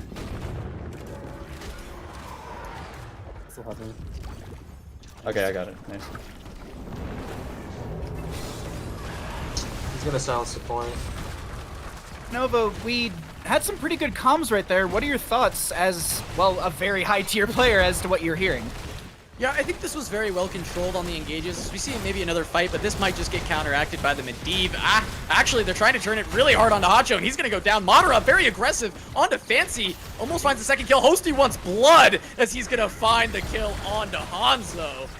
That Medivh looking beautiful, as always, man. What a magnificent man Hosty is. I love this boy. Who is this Hosty? Who is this guy? But yeah, no, thoughts on the comms we just heard? Yeah, I do think that these were quite clear from the red team. I really liked what I heard this time around. I think it was more concise. Their early game seems to be handled quite well. I'd like to hear a little bit more from Corgi Booty on the top side because the Malthael is really destroying the matchup. So I'd like to have him asking for potentially ganks. I think Vala is actually a very good hero at finding picks on the Malthael. It does a lot of damage and he doesn't have great ways to escape. And you saw that too. That was why I gasped. I've never seen that before. Overpower and shadow charge. Yes, you're burning ability and you have cooldowns, but not clean. No, that's clippable. That is clean. That is soap clean. Like if you have a soap emote, spam it in chat because that is just so small. It's so small, but it's so cute, and I loved it from Hacho. It's so clean. And I point this out in games all the times. It's little things like that that make big differences because that means that one sapper didn't go into the fort and bottom lane, which means that their fort is still going to have a little extra bump in that health. And it's, in my opinion, that is a big deal. And I know people are like, why are you guys making a big deal out of this? Because it's little plays like that that make massive moves. And it's cute as all heck. All right, I'll admit it. It's cute. It's cute. It's cute, man. Weird Day is the channel right now. 10 talent here will be here for our blue team, and they're going to go ahead and get 4 shots off as they want the bottom lane bell tower, and they get it. Hacho needs to get out of here as Medivh gets thrown in. Oh, and Hacho gets thrown back. It's a bounce house here by Red Robot, throwing everybody everywhere. Throwing hands up in the air and throwing hands down on the ground on Diablo. He's going to be taken down, and I don't think he lost souls there. I think he either doesn't have them 63. quite yet, or yeah, 63 souls. So it's a better death for Diablo at this point. I think losing souls at this point in the game when you're behind would be devastating. But he will still be able to get up to that as we see Medivh once again creating plays on the map. Red Robot syncing up really well with Hosty, and Buds is just doomed here. We're going to watch him try and run around, but this is really well done. Again, we talk about this synergy between a veteran player with some of the more new blood. And once again, you know, Red Robot having a good time as Nazmas in a 1v3 gets the mech. Will actually get a count for their last right stack. I believe that actually did count for one of the dings for them. So they will have 5 seconds off of that heroics. It's going to be a 65-second cooldown for them right now. Just want to catch everyone up while we have this bit of a lull in the game while we're waiting for a potential setup. 13 stacks out of the 15 for the Warbreaker on the Garrosh. Medivh baseline Arcane Rift is completed, so that means if they die, they're not going to lose those stacks. We have Black Harvest for the Malthael from level 4. That's at 48 out of 180. They have 1 stack on Lacerates as noted beforehand. On the opposing side, we have Puncturing Arrow for the Vala at 10 out of the 20. The Silver Touch is finished for the Uther. Souls for Diablo are at 71 out of 100, and the Simple Geometry is done by the Hanzo. The counter synergy narrowly misses. Oh no, the miscommunication between the two players as Corgi Booty knocks them all out of the arrow. The timing between the two players was off, because if they went with the knockback into the arrow or they went arrow first, it could have been great, but it was the same time.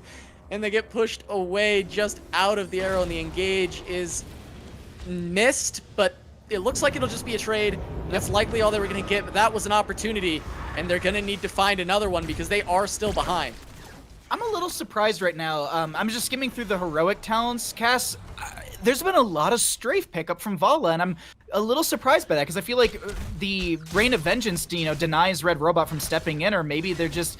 It feels like there's so much setup that could happen with the Reign of Vengeance, but they still just want to go raw damage output, and it's just interesting that that's kind of been the dynamic shift or the pickup shift for all of these players in the CCL exhibition maps. As Hot Show is going to take a bit of a ride, Weary Day with the massive shove, but it's 13 to just about 12.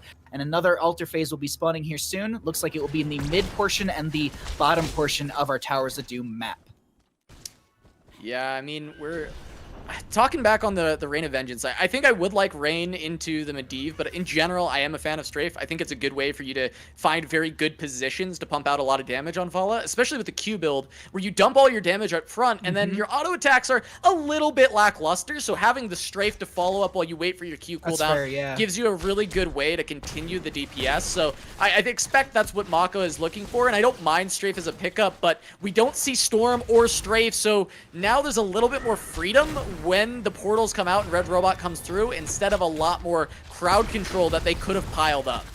That's a very, very good point, because I was just about to say, like, oh, they don't really have anything to counteract the backline dive coming out from our blue team, and this is, well, kind of, I wouldn't say them getting a gift with that, but this is definitely going to make some of these backline dives or these engagements a little bit easier. They also have the leyline seal, so they could leyline seal some frontline units and dive into the backline. We'll see what happens here, though, Cass, because we do have even talent tiers, and we have our next objective phase up. Garrosh finishing out that Warbreaker from level 1 with the toss they just had.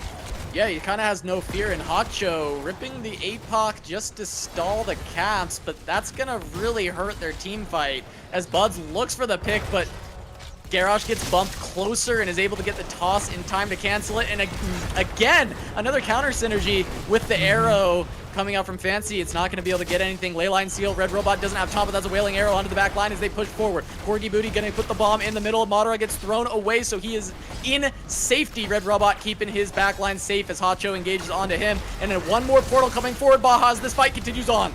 Hot Show and friends are doing their best to get in onto this. There's a Divine Shield onto this Diablo. They just want to step in. There was a self-cleanse onto Nazmus, if I'm not mistaken, and Red Robot with some 500 health is able to back off. Hot Show goes down. That Soul's reset for Diablo as their death timer is going to be a couple seconds. Bud very far in this backline is getting doped by the enemy team, and Maka and Fancy Pants are the only two left alive. Uther doing their best to ghost heal, but Fancy Pants is going to go down. They do have a lot of arrows bouncing around, but that is going to be, well, 4 members technically going down, and this will be a total of 8 shots in favor for the blue team. Oh, No, they want more. Yeah, they want 9. They want 9, and they're gonna get it. Yeah, they're going to keep pushing forward onto this fort. Nazmas might No go way, down no as way, no Corgi way. chases him, but he turns, and maybe that actually cost him as he turned around to put that veil. He actually gets in range for the auto attacks, but I did want to talk about Nazmas in that fight, landing so many passive procs on so many members. He was just shredding the health bars, and I talked about this in the draft. Sylvanas and Malthael putting out those damage over times on so many members. It's impossible for Uther to keep up in the healing, and we just saw that there, all the HP bars slowly melting together while they got finished off by Medivh and Sylvanas. But a nice camp invade while they have some of their own time on the map, with red team being able to pick this up. That's nice to try and get at least something back. I was actually a little surprised, and you might have even heard me like audibly just say like, wow, because I didn't even hold it back, because I looked up, I was like, it's 16 to roughly 15.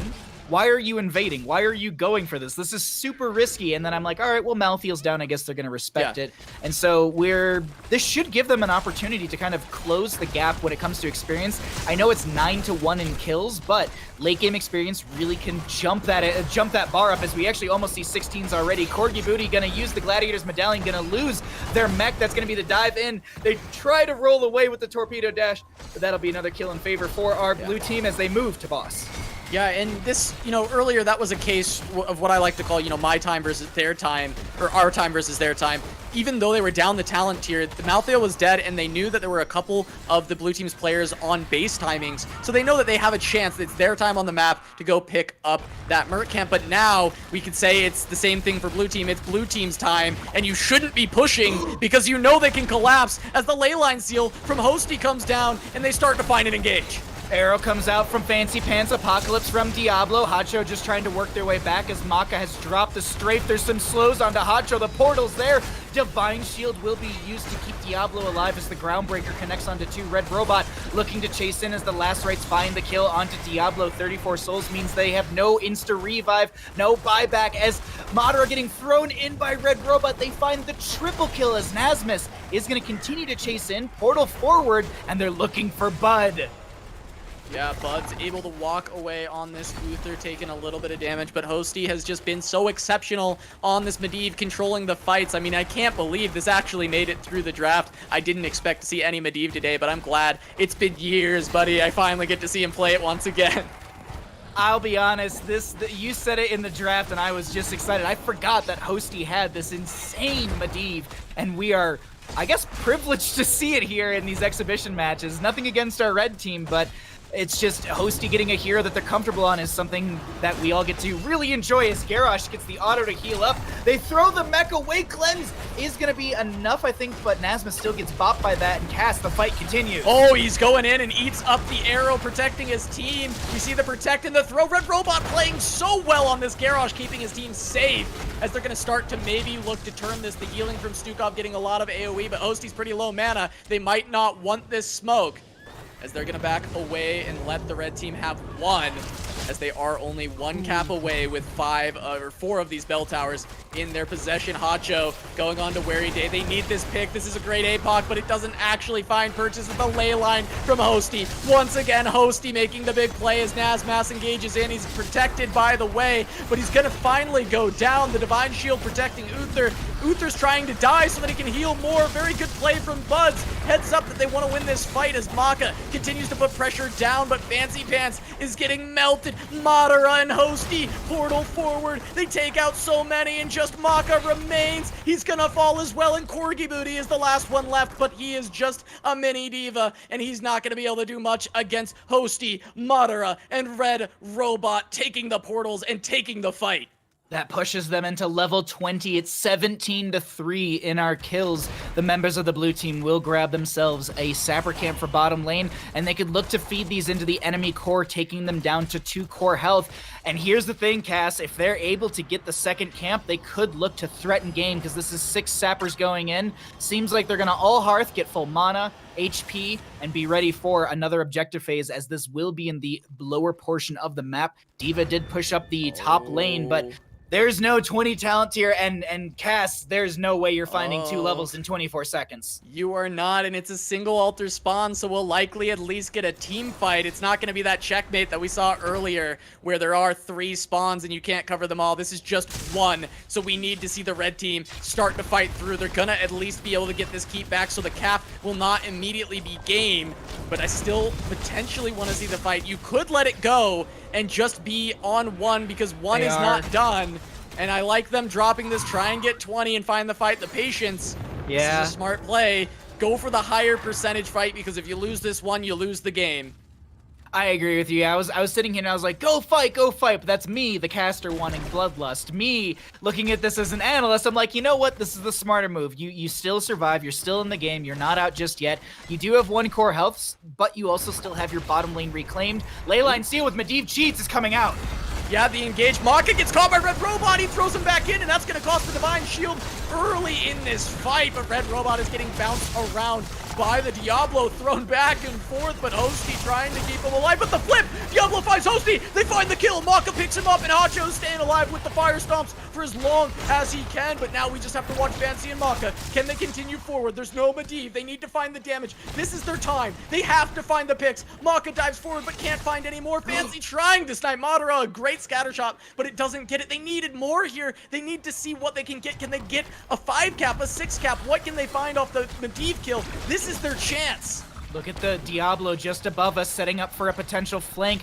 The sappers will be cleared out. Hacho tanking damage will reduce their armor from the tower to -20. Uther gets massively shoved away. There's going to be, actually, okay, no, they did go for the upgrade, so they have the cooldown reduction on that massive shove from the push comes to shove level 20 upgrade. And bottom lane, our red team is going to be taking things back, and this is why I love this map. Cass, it is anybody's game still. I know people in chat might be like, Bahamut, shut up, it's 25-1, game's over. Nah. Towers of Doom is anyone's game, no matter. I can't tell you how many games of 25-1 have gone to basically be 1-1 in the end. It's a boss call or whatever it is, but right now, they need to make sure they get everything here. Watch Nasmus on the top right of the screen, setting up for a flank.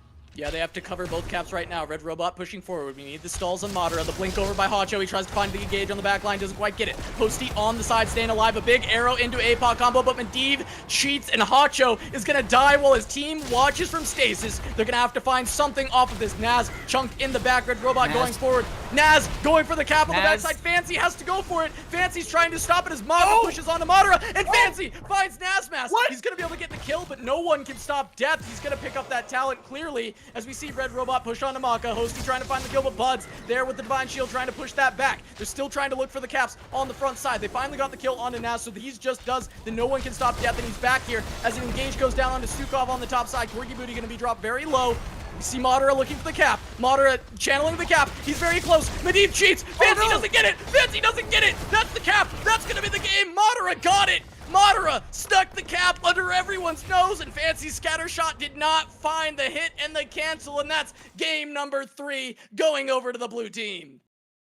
I am blown away, Cass. Like this was a really good, like, I'm sure people are like, it was a 3-0. What are you guys talking about? But it was a good back and forth. Like, exactly. Like, it doesn't matter if it's a 3-0 when you had such good, fun games back and forth. And this was exactly that. We had so many good games here, but let's talk about the stats. Let's talk about what we have in front of us right now, as it is going to be a Vala with 83,000 heroic damage. Sylvanas, Madara, 73,000, but Casanova, you and I had talked about the excitement we had for this player on Thursday together, and it didn't disappoint. Yeah, they really I'll be honest, they're probably one of the MVPs for the blue team in this 3-game series. On the opposing side, Fancy Pants and Maka had some insane plays, but I want to shout out Hacho on that Diablo. Really, really good control, really good just tanking in general. I love the overall plays from both sides, but our blue team, that MVP, it's going to Madara for me. Madara was sick here. I mean, I think Hosty combined with Red Robot really well. I love that Red Robot was able to play so well with the portals. And overall, I just think I loved how Red Team played as well. It just felt like a draft diff, a very big draft diff on towers, because it felt like they were playing so well and they just couldn't get enough done. But I believe we're going to have an interview with Wary Day, Baha. Really loved his play on the Deckard earlier, and the Stukov looked great in this game as well. Yeah, we can go ahead and look at our blue team really quickly. This is going to be the team that won overall. Hosty, Madara, Red Robot, Nasmus, and Weary Day. So at this time, we'll go ahead and take, we'll actually pull Weary Day in here. Congratulations on your 3-0 victory in this 3-game series. How are you doing and how are you feeling? I'm feeling great, Baha. Thanks for asking. I think that was a really good 3-game set for us, and we had a lot of fun playing. Before I send it over to Casanova, I want to talk about Tomb of the Spider Queen. Not the leyline seal, excuse me, the stay a while and listen you had at the boss call. What are your comms like? Because we weren't in the comms at that time. Were you the one who were like, I'm gonna sit up in this bush and do this, or were you being told? Because that's just something I was curious about, if you made that just decision as the support player or the healer. Yeah. I think comms wise, I actually could have done better. I didn't really say too much, but luckily the team was looking at me.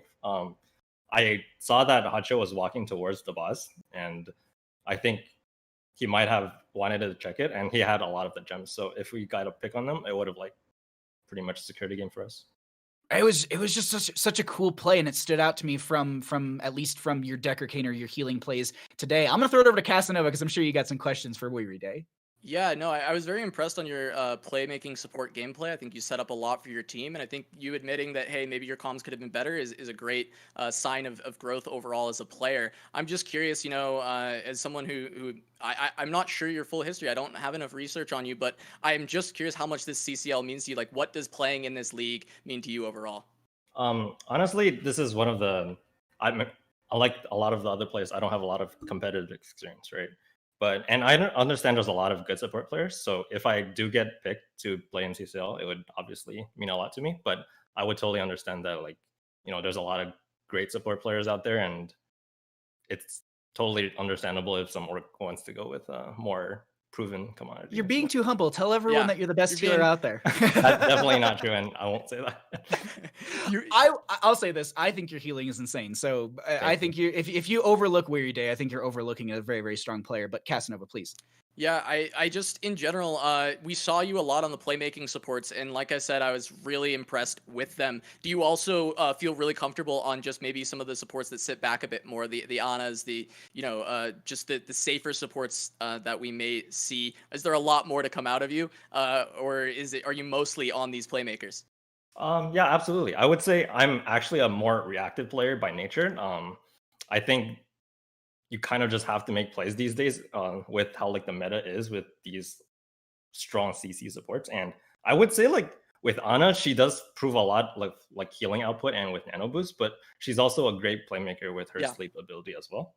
I think one of my personal favorites, as some of you might know, is Uther, which is a very reactive hero. So yeah, I'm also comfortable depending on what the team wants to play to adjust my playstyle. Great to hear. Great to hear. Baha, you got anything left for Weary Day? No, I want to thank you for the games. Thank you for the interview, and thanks for answering our questions. We had a blast watching your games. We had a blast casting some of your plays as well. You have a wonderful afternoon, my friend, and thank you again so much for the interview. Absolutely. Thanks, guys. Alrighty. Well, Cass, that is going to be wrapping things up for us today. We had 6 insanely fun maps. We had some Cho'Gall action more than once as well. So, what does this mean for everyone at home? Well, it means that today's over, unfortunately, but tomorrow is Sunday, which means we have 6 more maps tomorrow for all of you. So it's going to be 2 3-game series. And it's going to be starting at the exact same time, located in the exact same places, as we are multi-streaming on Twitch, Twitter, and YouTube. So you can catch all the action on whatever your favorite platform is.